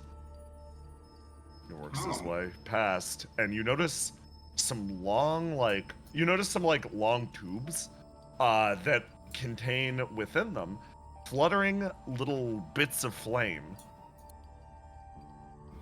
Is that flame in there? Whoa, yeah. Huh, wild. How far do these tubes go? They're they're almost like little ampules. They're meant to be like little, beakers almost of small amounts of flame. Why would someone store something like this? Isaac pokes his head over the back. If I had to guess, it's probably our guy here. These little changes of flame are necessary. Given enough time, flame becomes contaminated and doesn't work within the suit. The more exposure that a flame has to outside stimuli, the less compatible it gets with a pyromancer suit. As a result, sort of restocks like these are necessary for, I guess, them to keep operating. Do you have a suit? You don't appear to have one, but are you doing okay? Yeah. I mean, I'm still, I guess, fatally diseased, but, I don't need a suit for mine. So, this is just a restock station. It's one of Stein's restock stations, huh? So, yeah, indeed. You found Stein's restock station. For you, this will heal 1 wound to anyone you want if it's used on you, or if it's used on Stein or another pyromancer, it heals 3 wounds. Can I take these supplies? Of course. With me? You take the supply cache with you. You load it up. You probably put it in the beetle. Yeah, I'm gonna take this with me. You take it with. Mike looks over. Yeah, if we manage to find this guy, this will probably be really useful. Yeah, I really hope Stein doesn't die. Isaac thinks it'd be a shame if he did. Why do you think he's gonna die? Some guy tried to kill him. He has the shit kicked out of him. Eternity ripped out his flame? Huh. And you're trying to help him? Yeah. I mean, we are doctors. I do say that in the general sense. I'm not one specifically. He looks at you non-specific wisp. I mean, I know we're at this. You guys are at this war and all, but I want to help everybody. Besides, where would we be if people didn't if we didn't help each other out? He looks, smiles at Isaac. Even if even if we are enemies, even if we're against deals, I don't want to be enemies. I think we can have a solution. Mike smiles. Withholding medicine in particular is sort of an extreme cruelty as well, particularly from sick people, even if they are on the opposition side. If it does come down to a fight, it should be a fight, right? And not a slow, horrible deprivation of humanity and compassion type thing. She sort of mumbles. He's gonna... Oh, man. He's still rolling off that crit 20. He's like... Okay, so Will-O-Wisp... He knows you're Will-O-Wisp still, obviously. But you have put him in a situation where he's like, I can't break this liar facade because it would make things awkward. He's sort of like thinking to himself a lot. He's like, okay. I'll leave that to you then, I guess. This is normally the part where I change objectives and try to chase the guy down, but honestly, yeah, go for it. If you make got good, someone else to look out for. Yeah, you make good on that. Eternity ripped his flame out. He probably won't be welcome back at the derelict. Damn it.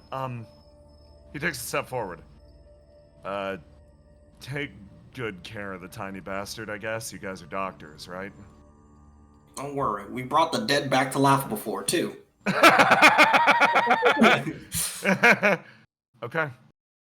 I officially can't help him anymore. That means he's on my shit list, and that sucks. So, we come across him, I didn't see anything, okay?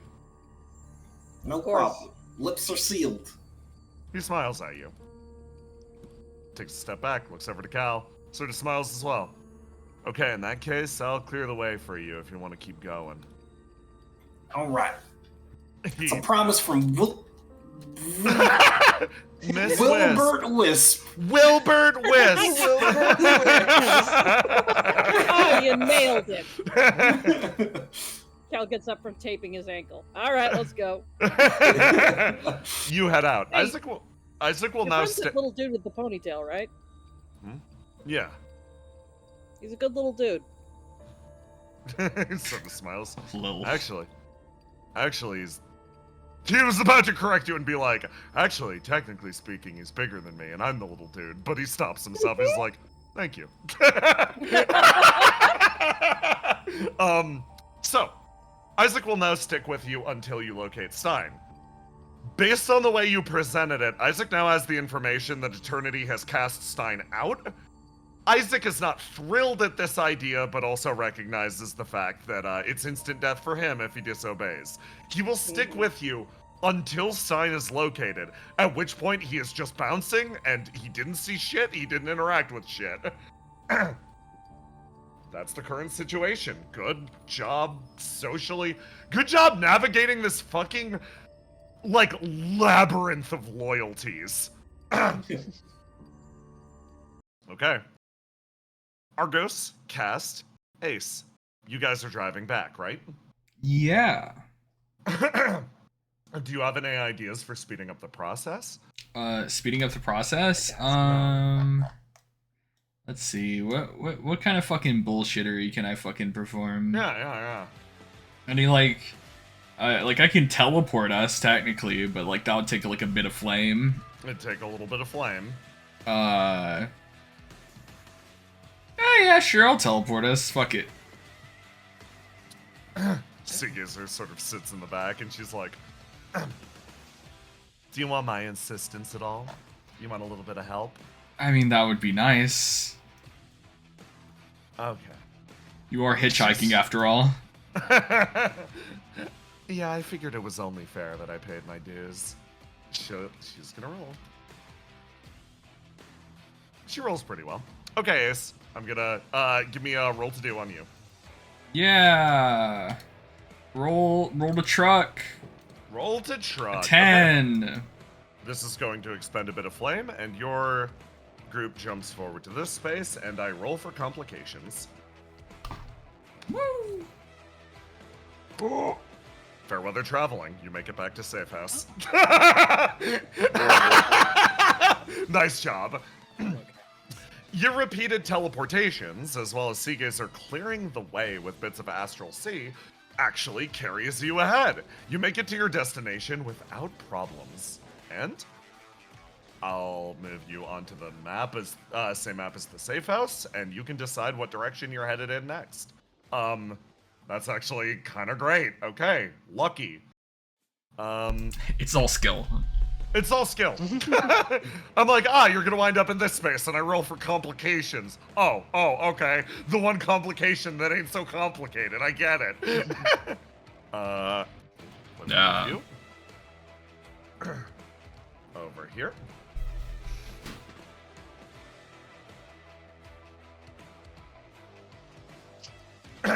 As your map has sort of changed. The area's been reinforced a few times over. A few of the wisps have re-entered the area. Alright. Yay, we got an unconscious wisp in the back. Oh, shit. Guy runs over and lifts him up, puts him down. What the fuck is that? Points at Seagazer. It's just a hitchhiker, don't worry about it. Chung. I mean, holy shit. yeah, be careful. There's a bunch of scary guys like this around. They might not be as friendly as this one. So I'm very trustworthy. Yeah. Quite frankly, we're in a swamp tunnel, so everything is scary to me. Yeah, it's fair. So the big question is, we currently know that a lot of the people that we know are heading towards dangerous things. So we don't have a lot of time. We didn't find a lot of supplies over in the direction we were at. So we found a wisp, though, so... See you later. Yeah, thank you for that. Found a wisp, found a person. You're quickly updated on the situation. You know that Say flew up immediately adjacent to the area where you know the big bad is. Mm-hmm. Yeah, he's gonna relate that. Absolutely. And you basically, like, share info. Now all of the wisps know that there are beings at various, like, terminus points of the swamp that are in suits like these, and there is a big bad. You know its location on the map. Information is now universal. Yeah, Wonderful. But now, here's the thing. Yeah, I'm gonna put you on the map. Yeah. So, logic would dictate that I would try to head over this way, because technically they're the closest that we could warn about these things existing. But problem is, shit sucks. I don't see any problems. I mean, I could try to teleport, like, past the mound of rubble if you wanted. I don't think it would be easy. We should warp over this sinkhole. We totally won't drop into the maze caves below. I mean... What if we just went up this way to try to catch up with them and just drove really fast past the, like, big guy? What a great idea. Right. So, what do you think, Argos? Do you think you're capable of teleporting us through this? I'm capable. I'm definitely capable. The problem is like, you know, you don't know when things are gonna go your way, because like, we're definitely teleporting in a place that I can't see, right? Well, I can teleport through walls and mountains and all this other stuff. I obviously where we land, I don't exactly fully understand. It's gonna be kind of difficult. So like, that doesn't sound very capable. I think we could probably jump across, but if we don't make the jump, my truck body is gonna crash into that hole, and then I won't be a truck anymore. Taz gives you the biggest, saddest puppy dog eyes, Argos. So there's our failure condition. Well, look, we're gonna have to risk something because either we drive up and potentially like miss something, or go down the confirmed route that we can potentially like help something. But there's risks either way. You know what? How about we flip a coin? And if we go up top, let's drive really past the big guy. You feel Seagazer's raw amount of delight and anticipation in watching the dungeon boss go by while she slowly flips them off. Alright, heads, we go up. Tails, we go the other direction. Over. Yeah. Alright. 1d2. 1d2. Heads, we go up. We go up. Okay. You're the driver, I guess. I mean, what? Do you want me to jump the hole and destroy the car body? Argos, I won't be a truck anymore. You know that's not what I want you to do. You'd say this either way. Not to overwrite the coin flip, but now that he says it, actually performing a sweet jump is a great way to lose my corporeal form. Now let's drive past the big guy. You do have another corporeal form waiting for you, Cast. In fact, you're mostly in that one right now. Yeah, but does that one have 4-wheel drive? It skips it. Other Argos in the car, in Verona's car. It's like, do you? Cass smiling at you. I'll never tell. Yeah. Cast and Argos can gossip about Ace in the other car. Well, you guys head up the north path? Yeah, yep. Okay. So in that case, you get in the car and you start driving. And I put you back on the pixel map. Okay, so you guys are going to start heading in this direction. Truckin'. Truck. You're fucking trucking. And now, and I get to roll for additional complications next time. And now, we follow Frog Squad. We're jumping, right? To You're here? jumping. Yep. You jump to space 18. Ooh. That's a fun one. Boom. You make it over here, and as you go, you land next to an old Geist installation. I'm only going to display a map on this. I don't need to move you all over. A lone antenna sits set up on the side of the road. It sputters and hisses off to the side, non-functional. It appears that this outpost was meant to monitor the area. Whatever power source it had is currently cut, but with a small amount of configuration, you could likely get it back online. I no longer remember how to do this. You no longer remember how to do this. God damn it, you're right. I remember how to do this. I could likely lick it and gain knowledge on how to do this. Well, do you want to lick something? Yeah. I will watch you first. Okay. This method of gaining knowledge is less embarrassing. There's nothing embarrassing about tasting What's wrong knowledge. with licking things? Ah, I see. I am currently associated with a group of enlightened individuals. Mm-hmm. Not everybody gets it. Mike suggests that I do not lick things. Well, There's probably a reason. Apparently, it is a way for germs to enter the body. Can you get sick? I do not know. There's only one way to find out, however. Yeah, you probably got to lick something really dirty. She nods. You move your way over to the antenna. Are you going to try to get this? Squeaky, you're the only one that can get this up and running. Yeah. So where is the antenna? It's an antenna. Is it tall? Like could it act it's as not. another? It's genuinely just like a little radio box. Well, it couldn't hurt, right? Yeah. Yeah, I'll get it running. Maybe someone is sending a signal we can follow. Right. Here's your little radio device. Okay. There it is. Give me a roll to do, Squeaky. Ooh. Oh my god, you're so good at things. I Look at like you. to imagine that we're all crowding around you. His little mittens just start tweaking. Very impressive work, genuinely. Very cool. The antenna begins to crackle. Comms are restored. Like, wait, like our OPIA comms? OPIA comms in the local area are restored. You can contact the safe house as well as everyone spread to their disparate paths. Wow. I didn't intend to do something that useful. Did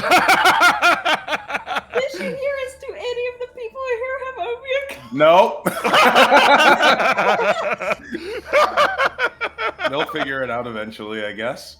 The rest of you come back online. Suddenly, Willow, you can get in contact with Ace. Ace can get in contact with them. You all are in the middle of the woods. You're welcome. I guess, say, do you want to fly into the air again and see if there's anyone near here that might want to come? Nodding repeatedly. Back to the map. Once again, Over takes Say into the sky and they shine a bright light and then they keep moving. They shine a bright light. You guys in the truck suddenly cast like... My sixth sense is changing. I think my ESP is finally awakening, everyone. Yeah? Really? Guys, is it no, a you're result gonna... of the truck?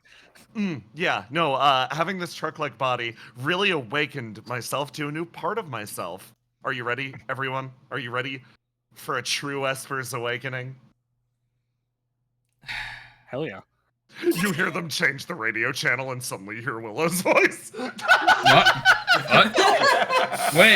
Wait, oh god.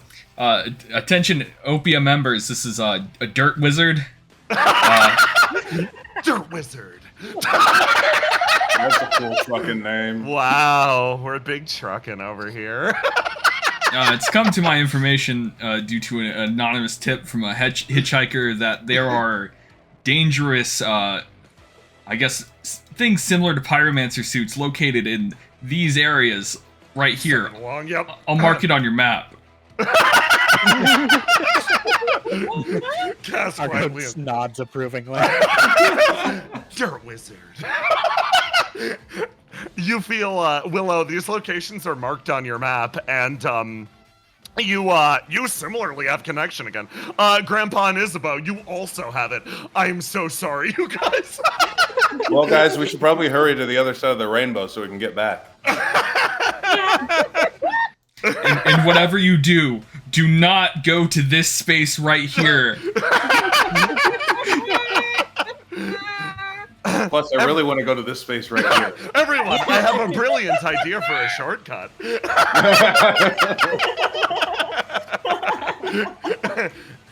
Down here, Willow, you get this call on your comms as from Dirt Wizard as you move back into this area, and then I roll a d20 for complications. Oh. Interesting. Traveling gets a little bit more difficult. Give me a, oh, Isaac gets to roll for you too.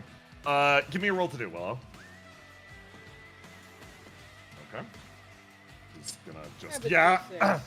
Isaac, literally, like, you guys work together, and Isaac does the telekinesis thing and lifts you over a segment of bog that, as you travel through this area, it seems it's shifted again and grown a little bit more difficult.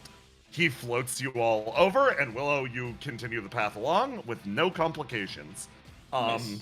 You make your way over here, and you place yourself in... You can't travel like this all the time. Oh, delightful. Okay.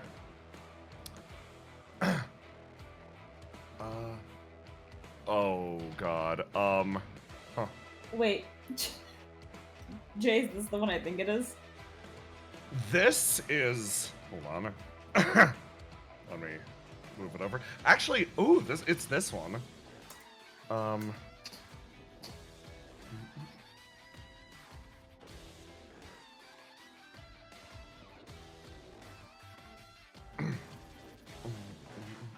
Okay.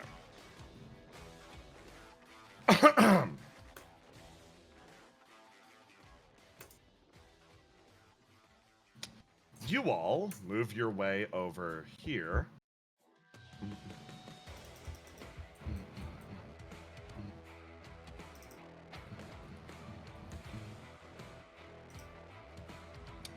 As go like Sorry, this. are we on 7 or are we on 9 right now? We are on 7. Okay, cool.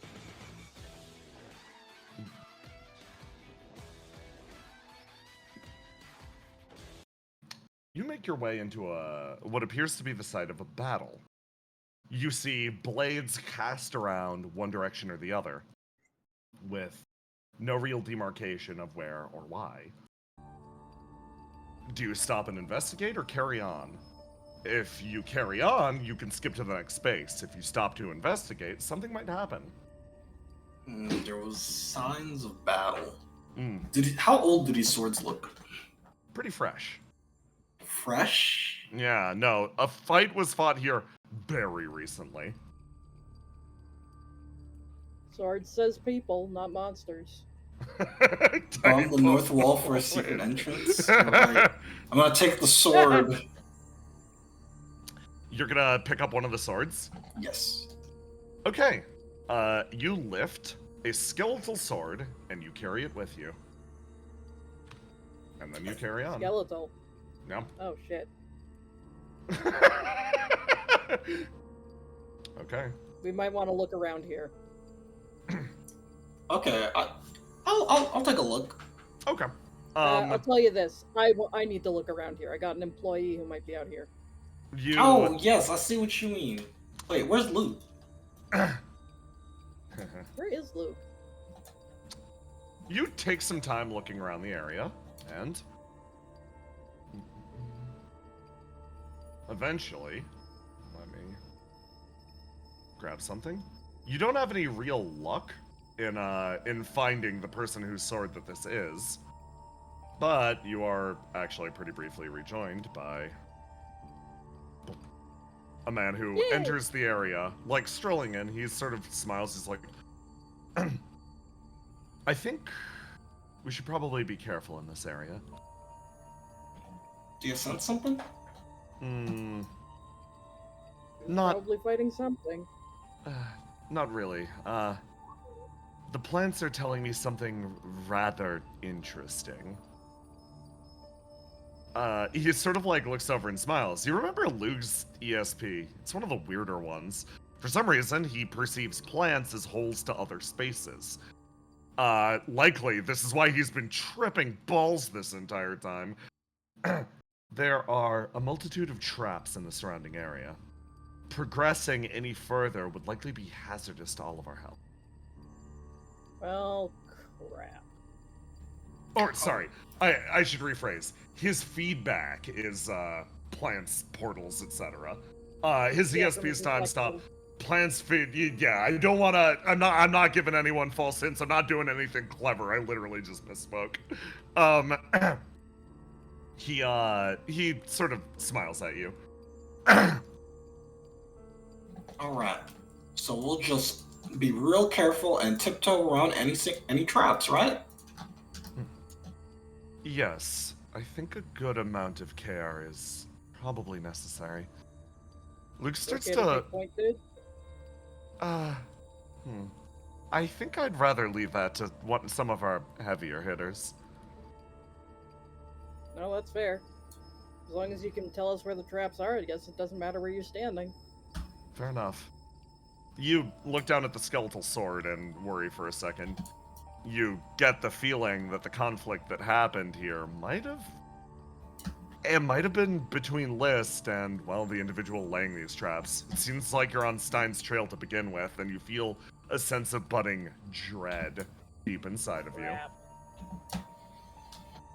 Oh, I might hurry to the end of this place.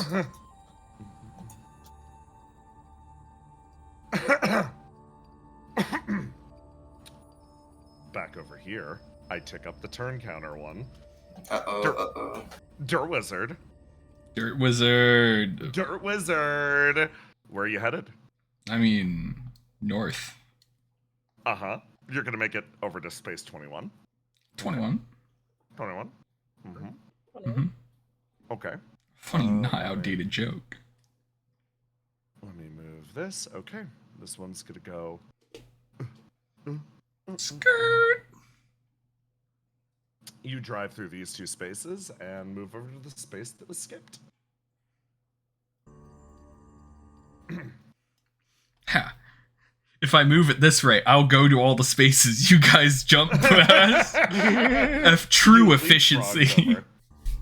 And you make it.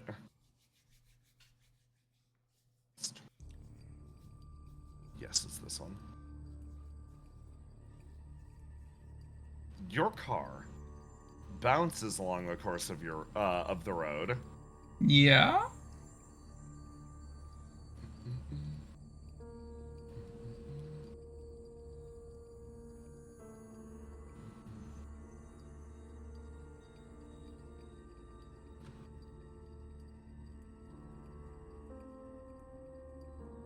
And as you travel, you move down a path that leads you, bouncing, disrupting dirt. You eventually skid up another segment of road where you see at the center of it all a crate. Okay. That's it. Let's keep driving. But the crate. Aren't you curious about it? You stop for a random body, then you don't stop for a crate. Kind of messed up. Real double standard. What random body did we stop for? Yeah, that live guy. Okay, that. First of all, we didn't stop. I pulled him out from a moving truck. I mean, then do it again. All right. Oh yeah, actually, yeah. Let's just grab the crate and drag it behind us. Oh, I desummoned the hard light crowbar. I'm sorry you don't get to live your dreams today. Yeah. Okay. Break it open once it's in the truck. What if it's full of like angry creatures or something? What if you pop it open and get jumped? I mean, then it's well, I mean, if it pops open, it'll be in the back, so like... Yeah, you're gonna be the one opening it. Really? I mean, you wanted more excitement. She ponders this and seems to accept it.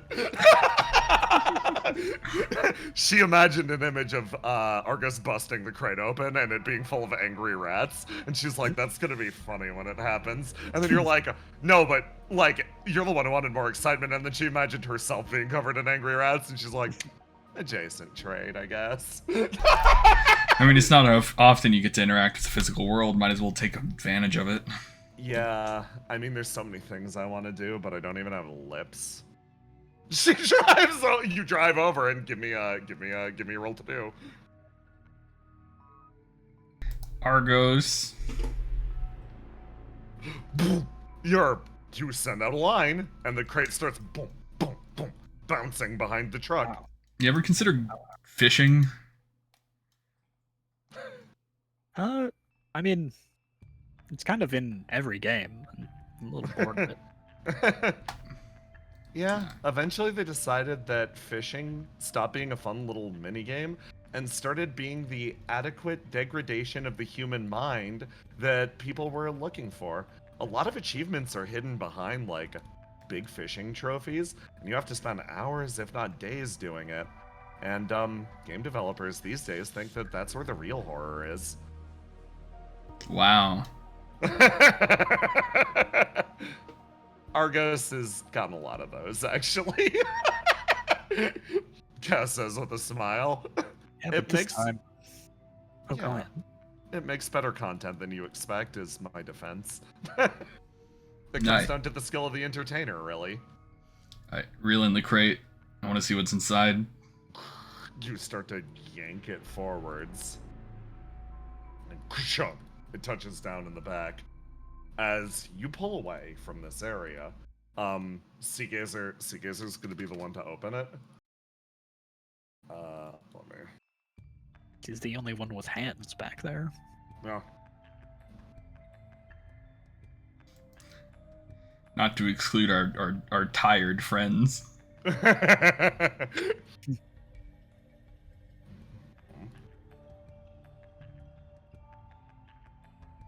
Seagazer places her hand on the box, and she slowly starts to open it. And from inside the box comes a whirlwind, one after the other. Impacts against her dull metal armor, and you hear her react with an actual start. She makes a ah noise and rapidly kicks the crate out of the back of the truck as something emerges from it. A whirlwind of arms as thump, thump, thump, thump, whizzes like a disc into the distance. Wait a second, I know that thing. I know that thing too. It wasn't rats. It wasn't rat. It wasn't rats. It wasn't rats. I swear it wasn't rats. Ew, ew, ew. That was worse. Wait a second. It's gone. Hold on, back up. I'm going after that, okay? What do you mean you're going after that? I need to kill that thing. Wait, God. Keep driving, I'll catch up.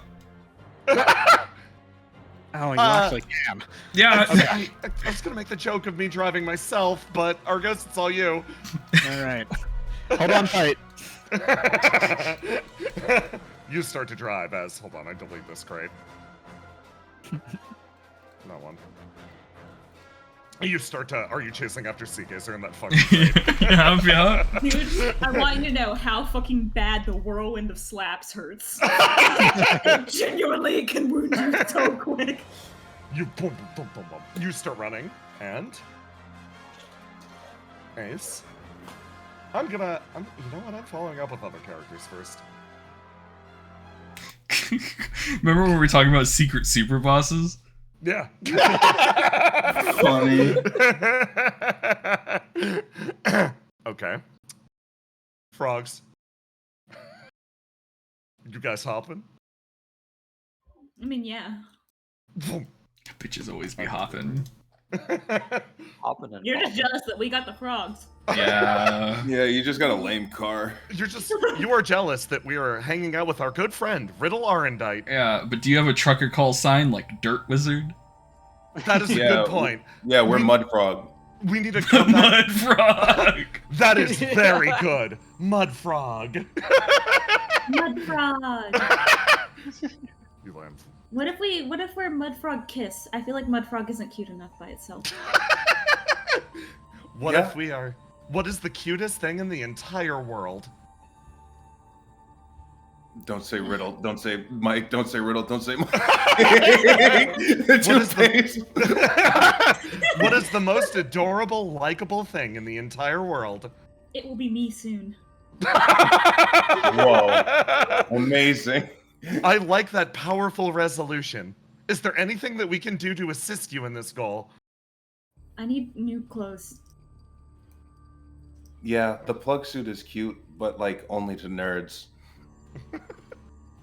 Swapping this. Okay.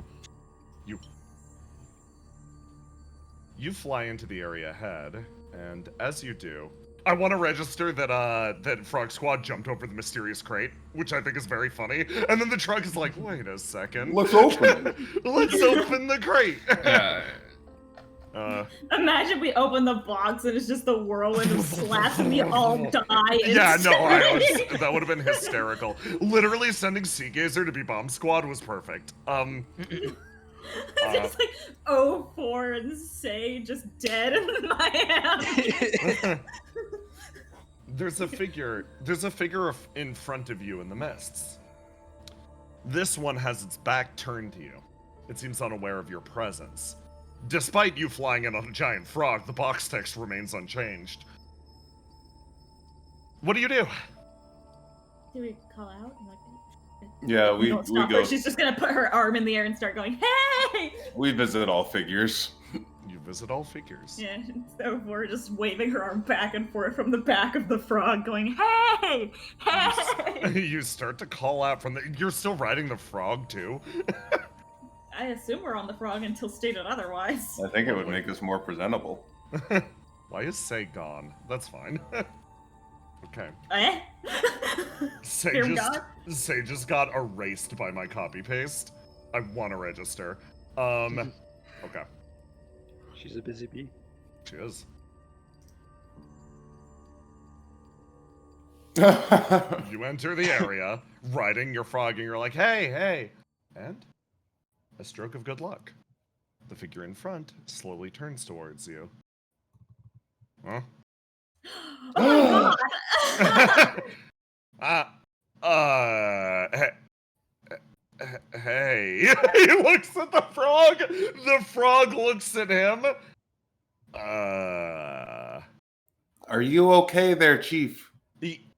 Yeah, are you guys doing fine? The last time I saw you, he like hops up and genuinely catches you up. Saru saw you all get pulled away, but didn't know exactly like what was occurring. He wound up in the middle of the swamp and actually assisted in guiding a few members of the Wisp family who are not currently with him. They were apparently headed back towards the sound of the hunter's horn, but there's a problem. There's a giant hole in the way now, due to inexplicable circumstances. Well, that's okay. We can jump over holes. Oh, well, I guess you can, yeah. Yeah. Do you want me to gather the guys up?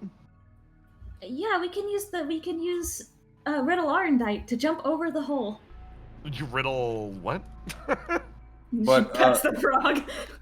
But also, we have a unique opportunity here. Yeah. Whereas everyone else was transported to the same place from the same place, Yeah. you, me, and 04 were all in the same place and transported to other places. Yeah, we all were separated.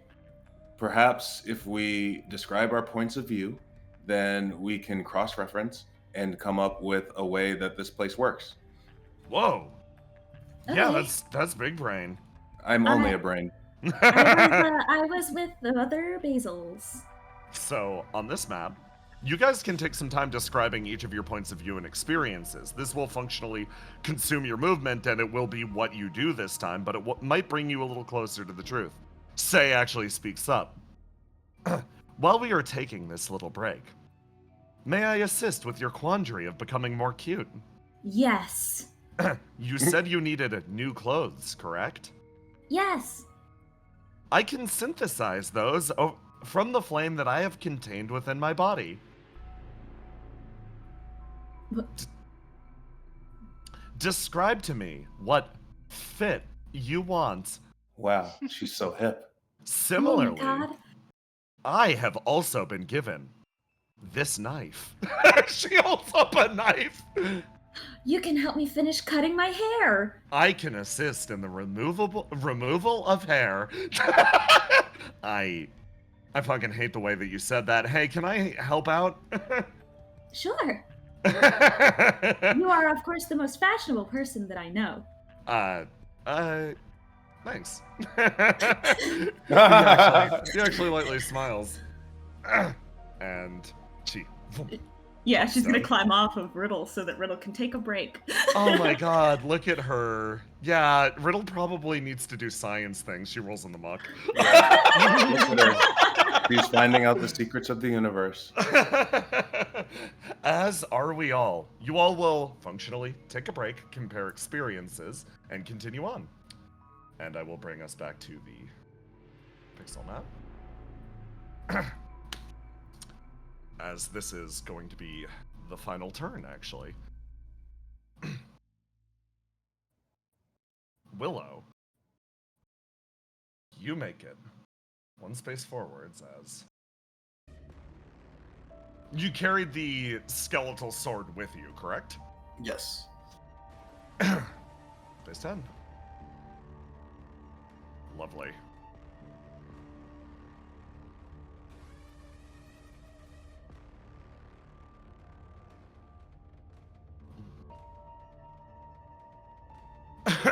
I'm so scared. You hear the sounds of combat up ahead. They grow increasingly intense as you and your team start to move. You hear metal grinding against bone as life or death combat is joined. You see a man on his literal last legs fighting off one of the most impressive warriors in OPIA. Liz Soleus is physically exhausted, you can tell. This combat has been lasting for a while. She notices the weakness, or perhaps the mindlessness, behind Stein as he swings his knife again and again, closing in on her. What do you do? Alright, I gotta break up this fight. Yeah. I'm going to jump in and push both of them away from each other. Okay, lovely. Liz, abort! You give me a roll to do. I don't have a choice in this one. Oh shit, is he feral? You leap and land and slam between the two of them. Give me a roll to die now. You have successfully interceded yourself, but... okay. Love to see it. Roll to die and versus him.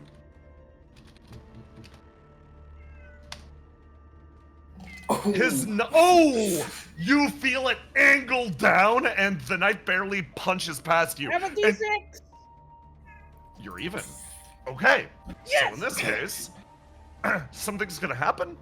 It's gonna be less serious, but it'll at the very least be interesting. His knife sweeps past you as you land in front of the two of them. Tell me, how are you blocking or otherwise preventing this attack? She's gonna block with the sword. You block with Liz. Oh, okay. Yeah, I'll give you the +3 for that. Okay. So I'm gonna give you a preview of what I was about to do, so that at the very least you know. You lift Liz's sword out, and her expression actually lights up. She recognizes her own blade, and in this instance, having it returned will make her stronger. It'll make this situation easier to resolve. You hold this sword up and you deflect the incoming knife. It darts towards your chest, and as it travels in your direction, you notice a nasty poison dripping from it. He wasn't going to deal damage to you in this instance. Instead, he was going to mark you with this poison, and you would have died a slow and agonizing death. Instead, you guide the blow away, and it touches down on the side. You manage to separate the two, and he stumbles backwards. There is very little consciousness behind his eyes. You look at his suit. He is dripping a material you've never seen before. This man, to some extent, has lost his mind. Alright. I'm going to grapple him. Yeah! Oh my god, you got a success! Just ignite! You can firmly grasp it! I'm going to ignite, grab Stein, and look at Mike. Mike, you gotta give this guy some clear flame. Yeah, absolutely. Mike is gonna make her way over, and she reaches out and starts to read his mind. She tries to understand what's going through his head. List, you need to get out of here. What? You need to leave. You need to leave right now. Fine.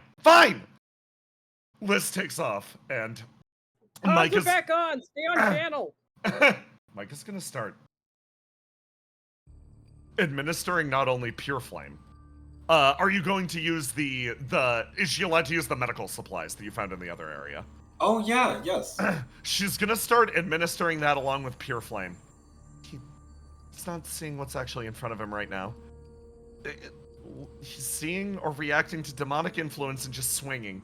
This does a lot of stuff on her that's making that really hard for him. She administers this as you hold him. Give me another roll to do. Well, you're gonna have to hold him still. Alright. Okay. With List gone, 2 of his stats are gonna work against him. So he's going to... Cal's gonna mark you so you can use another D6. Add 1d6. Alright. Ooh, 6. Ooh, okay. Jeez, he rolled bad. Okay, nice. You don't even need the penalty. You hold his body still as Mike injects a few of the ampules into him. You notice that his breathing becomes significantly more irregular, and the flame pulses around the suit again, properly regulating flame flow through his body. There's something really weird happening with his lower body. It seems like there's some, best way to describe it is like a lot of his organs have been replaced with some sort of nightmare parasite. I don't know how to describe it exactly. It's not something I can handle. I think we could at the very least keep him alive, though. You regulate the flow, and you hear a hiss through the mask. Where the hell am I? All right, Stan, you're acting funny. I don't know what's going on. You got some like parasite in your like body. Oh, yeah, I think that's the only thing that's keeping me alive. Fucking, Escalatine gave it to me to stop my organs from falling out. He gave you a parasite? He gave you a parasite?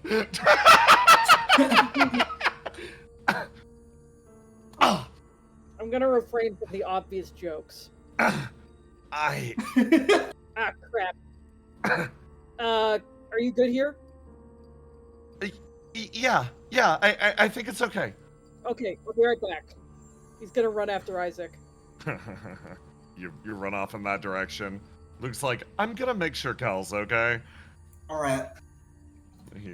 The two of you run off in that direction, and you disappear down a path as Mike sort of stops. She's like, okay, it's fine. Willow, I don't know how to say this. He probably doesn't have very long to live. Oh, that is not good.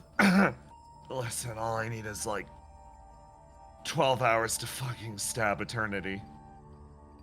Is he even still here? Oh yeah, he's here. And if he isn't, I know where he's gonna be.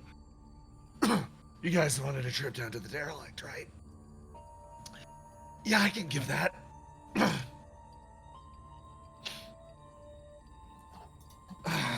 We'll chase him back to his den and fucking kill him. He, like, sort of stands up slowly. And then you see Mike's expression actually grow a little more determined. Before that, if we make it out of this alive, Willow, can we take him to OPIA? Definitely. Definitely. You need actual medical treatment. I just need to last long enough. He sort of mutters to himself. You know the state that he's in. It's strained to a point. He's stuck in the fight right now, Willow. You felt this sensation once before. He's not looking at the bigger picture. He's too focused.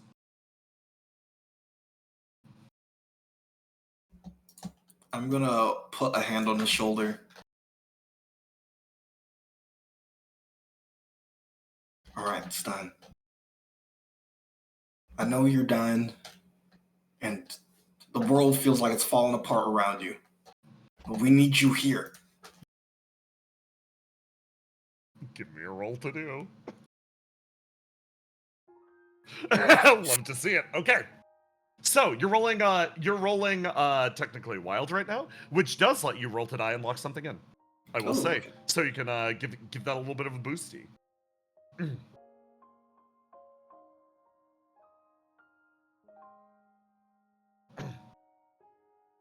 And then a roll to do again? Yes. Oh my god. Love to see it. Oh yeah, no, you got the little boosty. Throw me 1d6. Love 15. To see a 15. Okay. He hears your words at the very least. Mike's expression actually looks over to you, and you see a little smile play across her lips. Stein sort of like looks down. He's like, I'm not gonna be good until I drive a knife through that bastard's heart. I don't care if you're gonna drive a knife through his heart or not, but you gotta come back at the end of the day.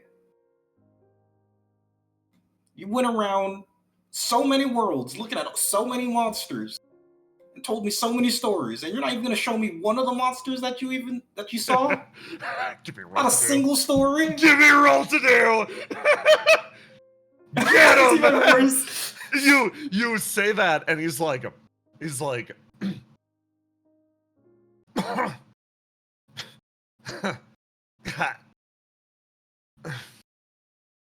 places a hand to his face,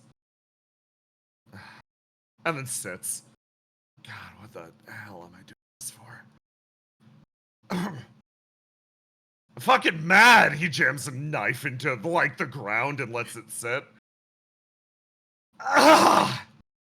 He collapses onto the ground and just looks up at the sky.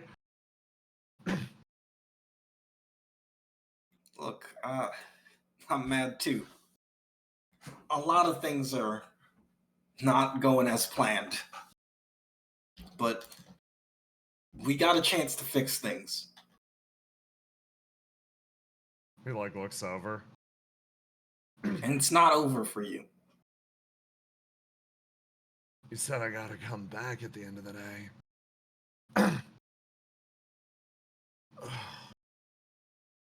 Yeah. I guess it's for the sake of survival, huh? He, like, looks up at the sky. Fuck. I just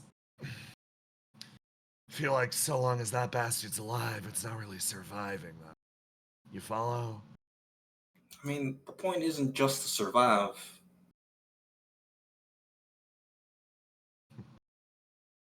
He looks over at you. You're a hunter. What else is there? It's, you know, the stories after the hunt. Talking with other people and enjoying the meal that you made. Ooh. You get him at an interesting point. Like, building up on it. If your purpose as the Court of Beasts is to record different monsters and stuff, isn't the point of that to pass those stories along to someone? Something probably better told in person. She's going to assist you. Give me another roll to do. Alright. Let's go! Yeah! Roll 1d6. Okay. He lies there on the ground.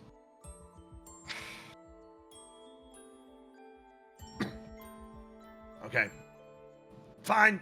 Yeah. Sold on the concept of living at the very least. Oh. How good's your fucking hospital?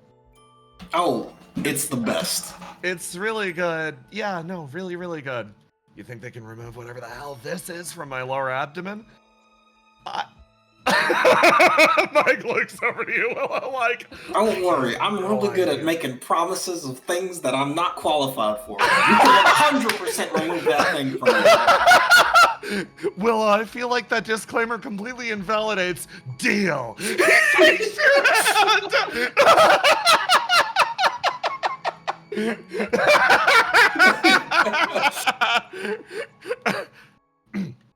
The rest of you split from the group and travel in another direction as...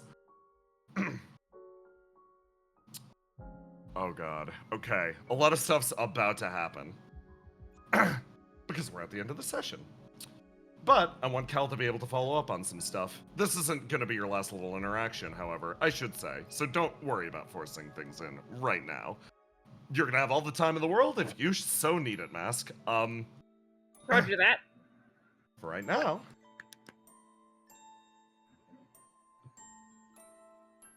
You leave the area. Traveling behind Isaac as he quickly separates himself, promise fulfilled. Luke, like, moves behind you, like, making sure you're good. He makes his way Luke a away. thumbs up. He's, like, running as fast as he can to keep up with Isaac. To catch up with Isaac. Hey, Isaac! He turns back around. Whoa, he ran after me. It's not exactly safe in this place. Yeah, I know, but gotta look serious for a sec. I think your friend's in some serious trouble. You know, the one you're not allowed to see. To have seen. He's quiet. Yeah. Think so. I wanted to ask you a couple things. I don't know how freely you're allowed to speak.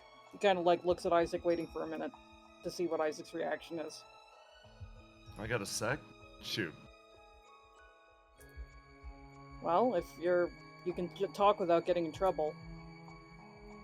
Listen, we got good doctors, but I only caught a glimpse of what's going on with your friend, and I think we need anything we can get to help him.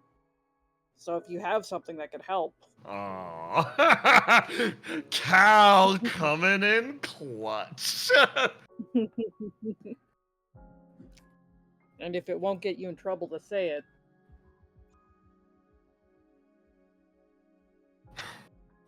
His flame's been ripped out. We can help with that part. No, not the way that you'd expect. We're a different type of being than you guys. From the very start, the flame and us were not one and the same. For you, points between the two of you. Difficult to tell where the flame begins and the person ends, right? You could even call the flame the soul. For us, no way around it. Our flame's sort of a parasite attached to us. We share space, and if you're lucky like me, you get to the same level of symbiosis, but if you're unlucky like Stein or Vinter, you need a lot of medication in order to keep it in check. You need to make sure that the body can survive what is functionally a parasite devouring and replacing half of your organs. It's not going to be as simple as just plugging a new flame into him. You're going to need to create something that has a will of its own. He doesn't need pure flame. He needs literally a partner. Or, well, I guess a parasite. Mutualism. Mutualism. Huh. I hope that's what I have. Stein wasn't so lucky. That suit was the only thing keeping his body together. With the parasite removed, he shakes his head. So, if you're looking to help him, I can't share a magic cure or solution, but I can at least set you on the right track. That flame needs to have a willpower of its own. Needs to have personality. Needs to have the conscious ability to guide itself, to keep him alive. Do you follow? Like a reflection? He stops. I'll leave that to you doctors. I gave... Hey, the other thing I wanted to ask. Yeah. I know that you two aren't exactly going to be able to see each other for a while, and I wanted to ask, do you have anything you want me to say to him? Enjoy retirement, idiot.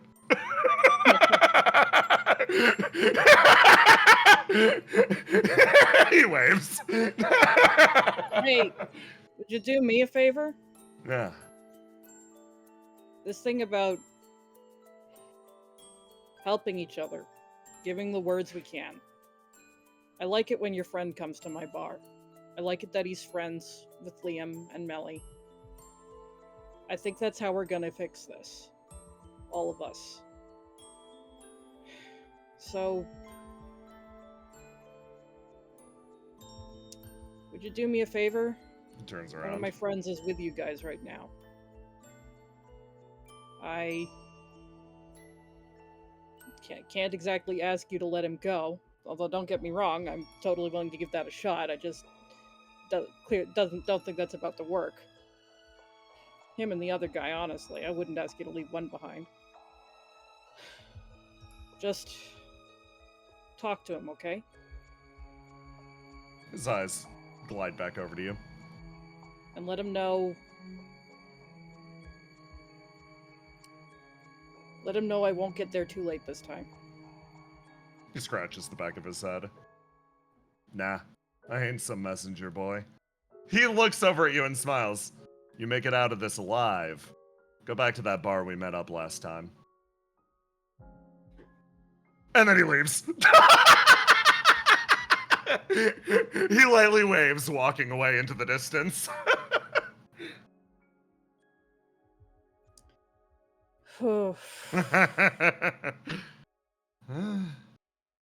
An interesting individual, to say the least. I think they all are.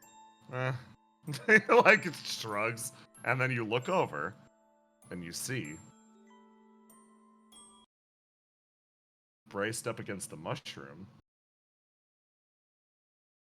something rather interesting. Oh, that ain't good. I moved through the finale segment. Okay.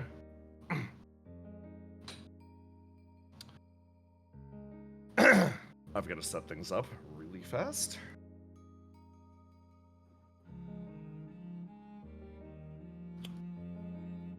Time passes, and I kick forward the clock again. We are now on turn 9. Good job, you're still single digits.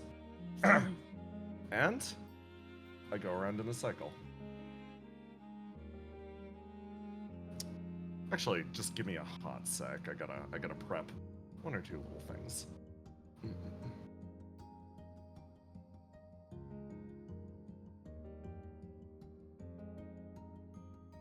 You are...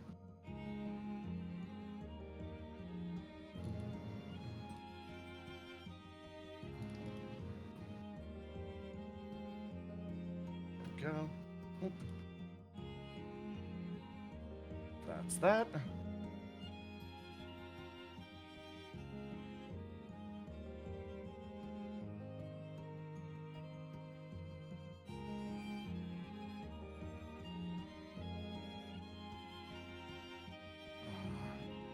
Okay, then I gotta prep something else.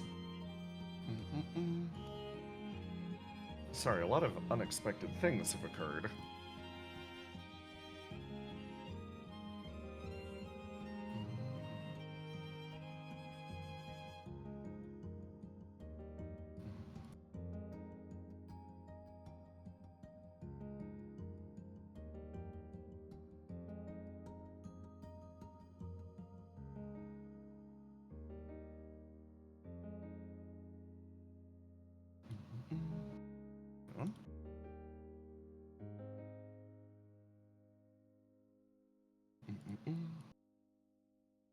Okay, and that's another one.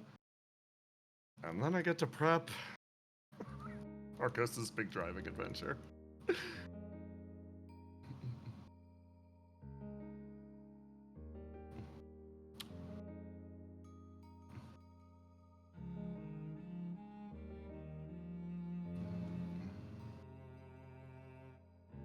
There.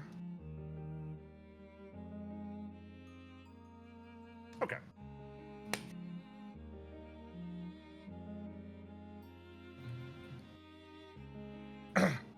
So,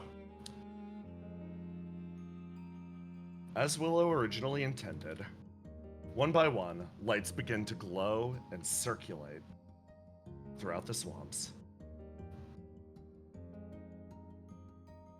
It's a common point, an experience that many people have felt, through Trailhead and otherwise.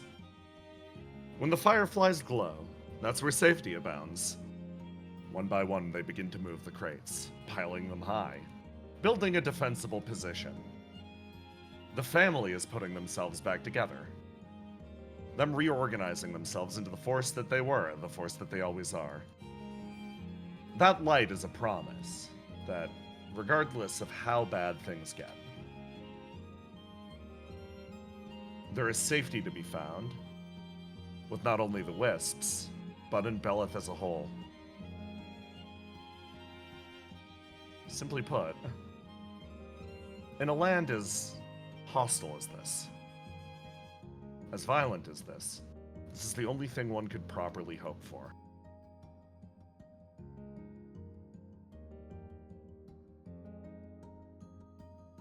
Mike and Willow sit, getting the man back on his feet. He looks around and slowly drags himself upwards.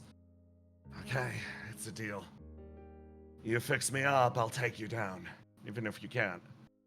No hard feelings. Don't worry, we can. You still owe me that story. Deal? Hey, if this doesn't work out, none of this works out.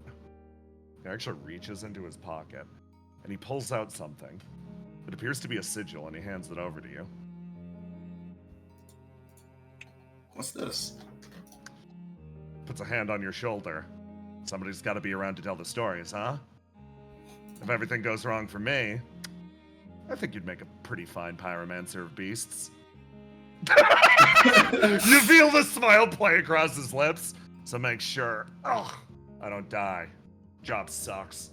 Pays ass. Your boss tries to kill you. But if I die in all this, turn over all the records, right? Make sure the world knows everything I saw. One big advantage, though. You got this great dog.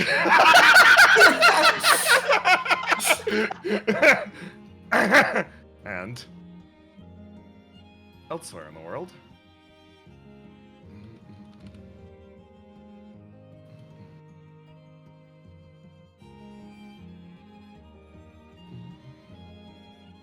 Sorry, I'm circumnavigating my maps.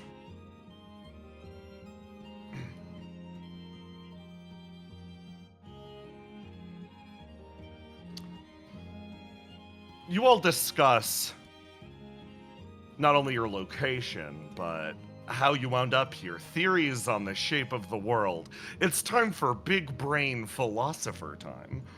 And as it goes, as all of the super minds of OPIA combine, Say quietly works on your hair and clothes, and Saru makes sure it isn't a disaster. I can't believe you pulled this off. Squeaky, you pace back and forth, quietly espousing the reality as you perceive it. And in front of you, you watch a new reality unfold, a divergent point as someone assumes her own identity. There we go. Haircut complete. You said that 3 times before I had to fix it. She pats. I think it looks really cute. Cuteness was the stated objective. Say seems visibly pleased. Basil. Wow. You look nothing like me. Is that good or bad? That's the best compliment I could pay to anyone. A new reality spreads in front of you. All of this effort poured into a single destination, a vision of the dream that you one day have. One got away.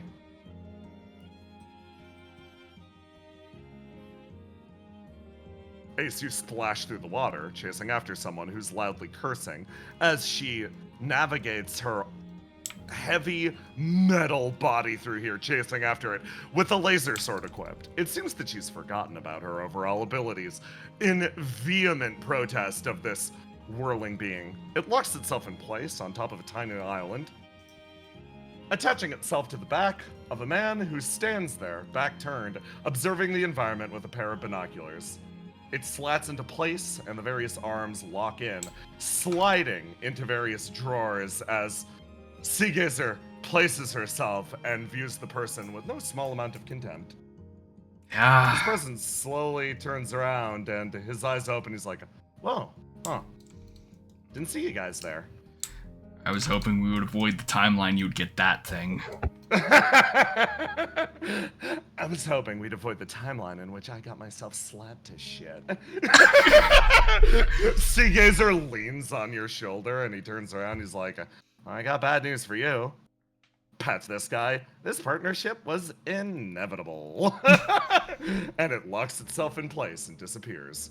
Finally, last but not least, Argos.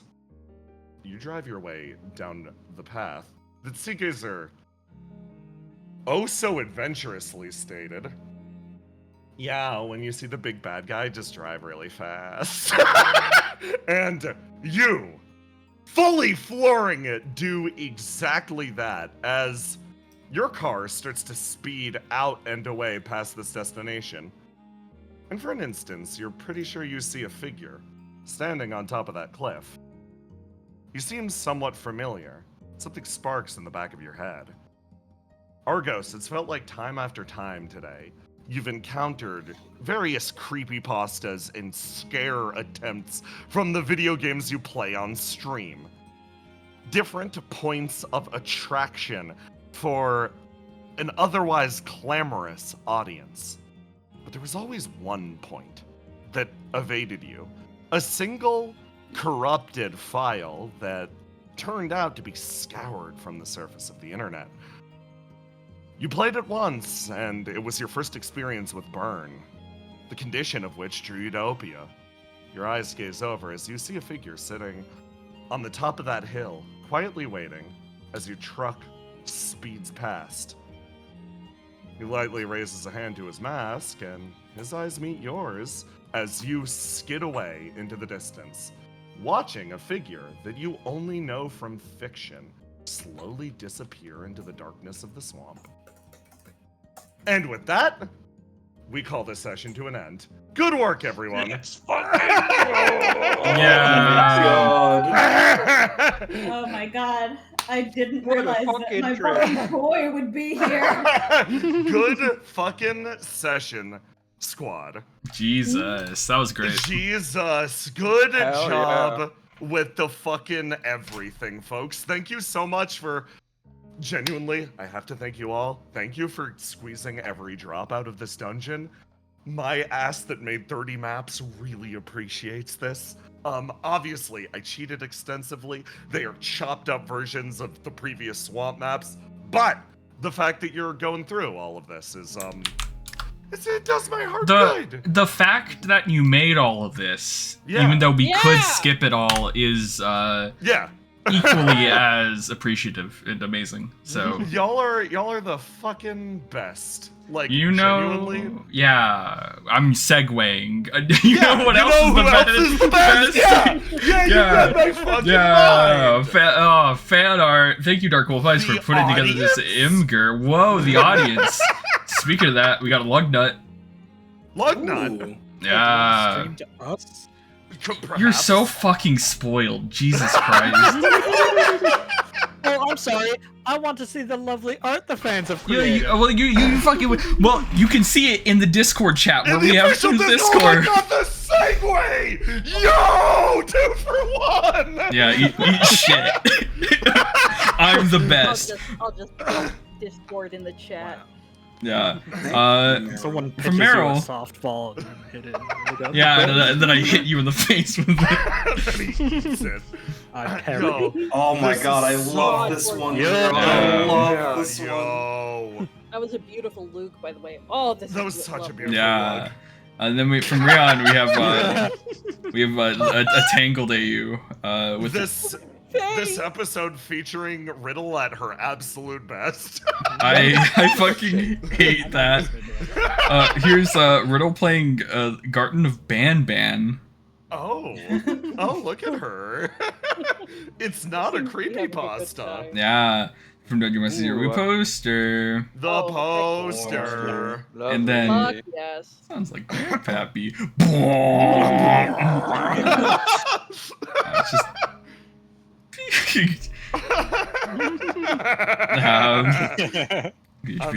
I hope he's having a good time out there talking, gossiping with Cass. The funniest shit was when you were just like, yeah, talking. He's like, large. Large. Brona's my favorite.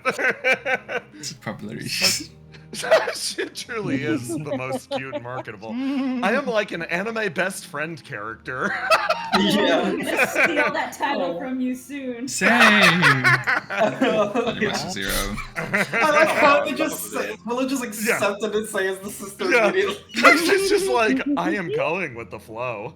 Fucking life, yeah, pretty Oh much. my God. Game of life.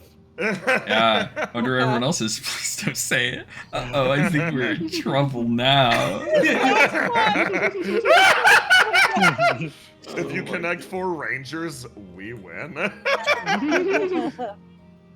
Stefano say Flameless Ace and Dragon Ooh. Mike. These are That's wonderful. fucking so awesome. cool. Yeah, dude, I love Bakugan.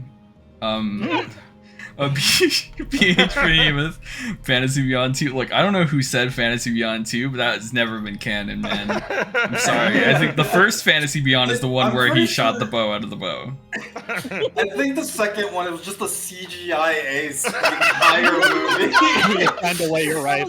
Straight to That was a video. They don't even use your name. Yeah. Use your carving knife. What if I did? You lose your cutlery knife. Oh, 4, God. Oh, 4. Lovely. Frog to frog communication, frog to frog conversation. We're not good, buddy.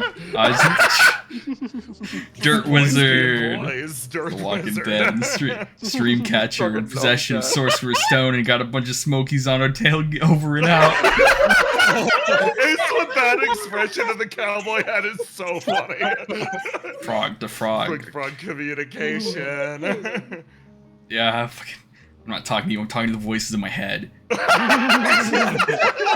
interrupt. I'm trying to have a conversation, and here's Argos in a bunny Yo, suit. let's go. Holy People get what It's they want. Rabbit Day or something. Riddle twice, treble and Jean. Oh Nice. Pretty. I like the eye. I love the eyes. Then Isabeau. Isabel. How can you be on someone? Guns. How can you be on someone's shoulder and still Yamcha posing? He's living his best life. Life with Kimbo. Yeah. Spider-Man's eyes are filled with hearts and fire. Oh. Isaac and Cal. Oh, and here, Lovely. The Falling 11 Inches is a collaborative art project with Oh some my foam, God. tumbling, and Mocha Splash. Yeah, it's the poem thing. Yo, let's go, let's go, let's go. I'm gonna jump on this because I fucking love this poem. So, hope is a weapon. Yo, sick. Gorgeous. Yo. Skill. Oh. Ow. A plant you can care for or kill. Love it. Oh. Hope is a discipline. Something you choose. Yo.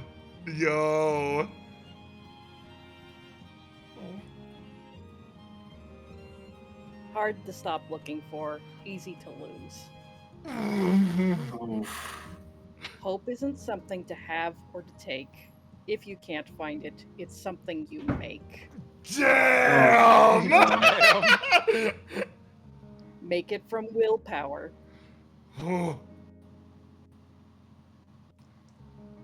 Make it from spite. Yeah. Learn how to weaponize love in a fight. Holy shit. Hope is a shield and a thing to defend.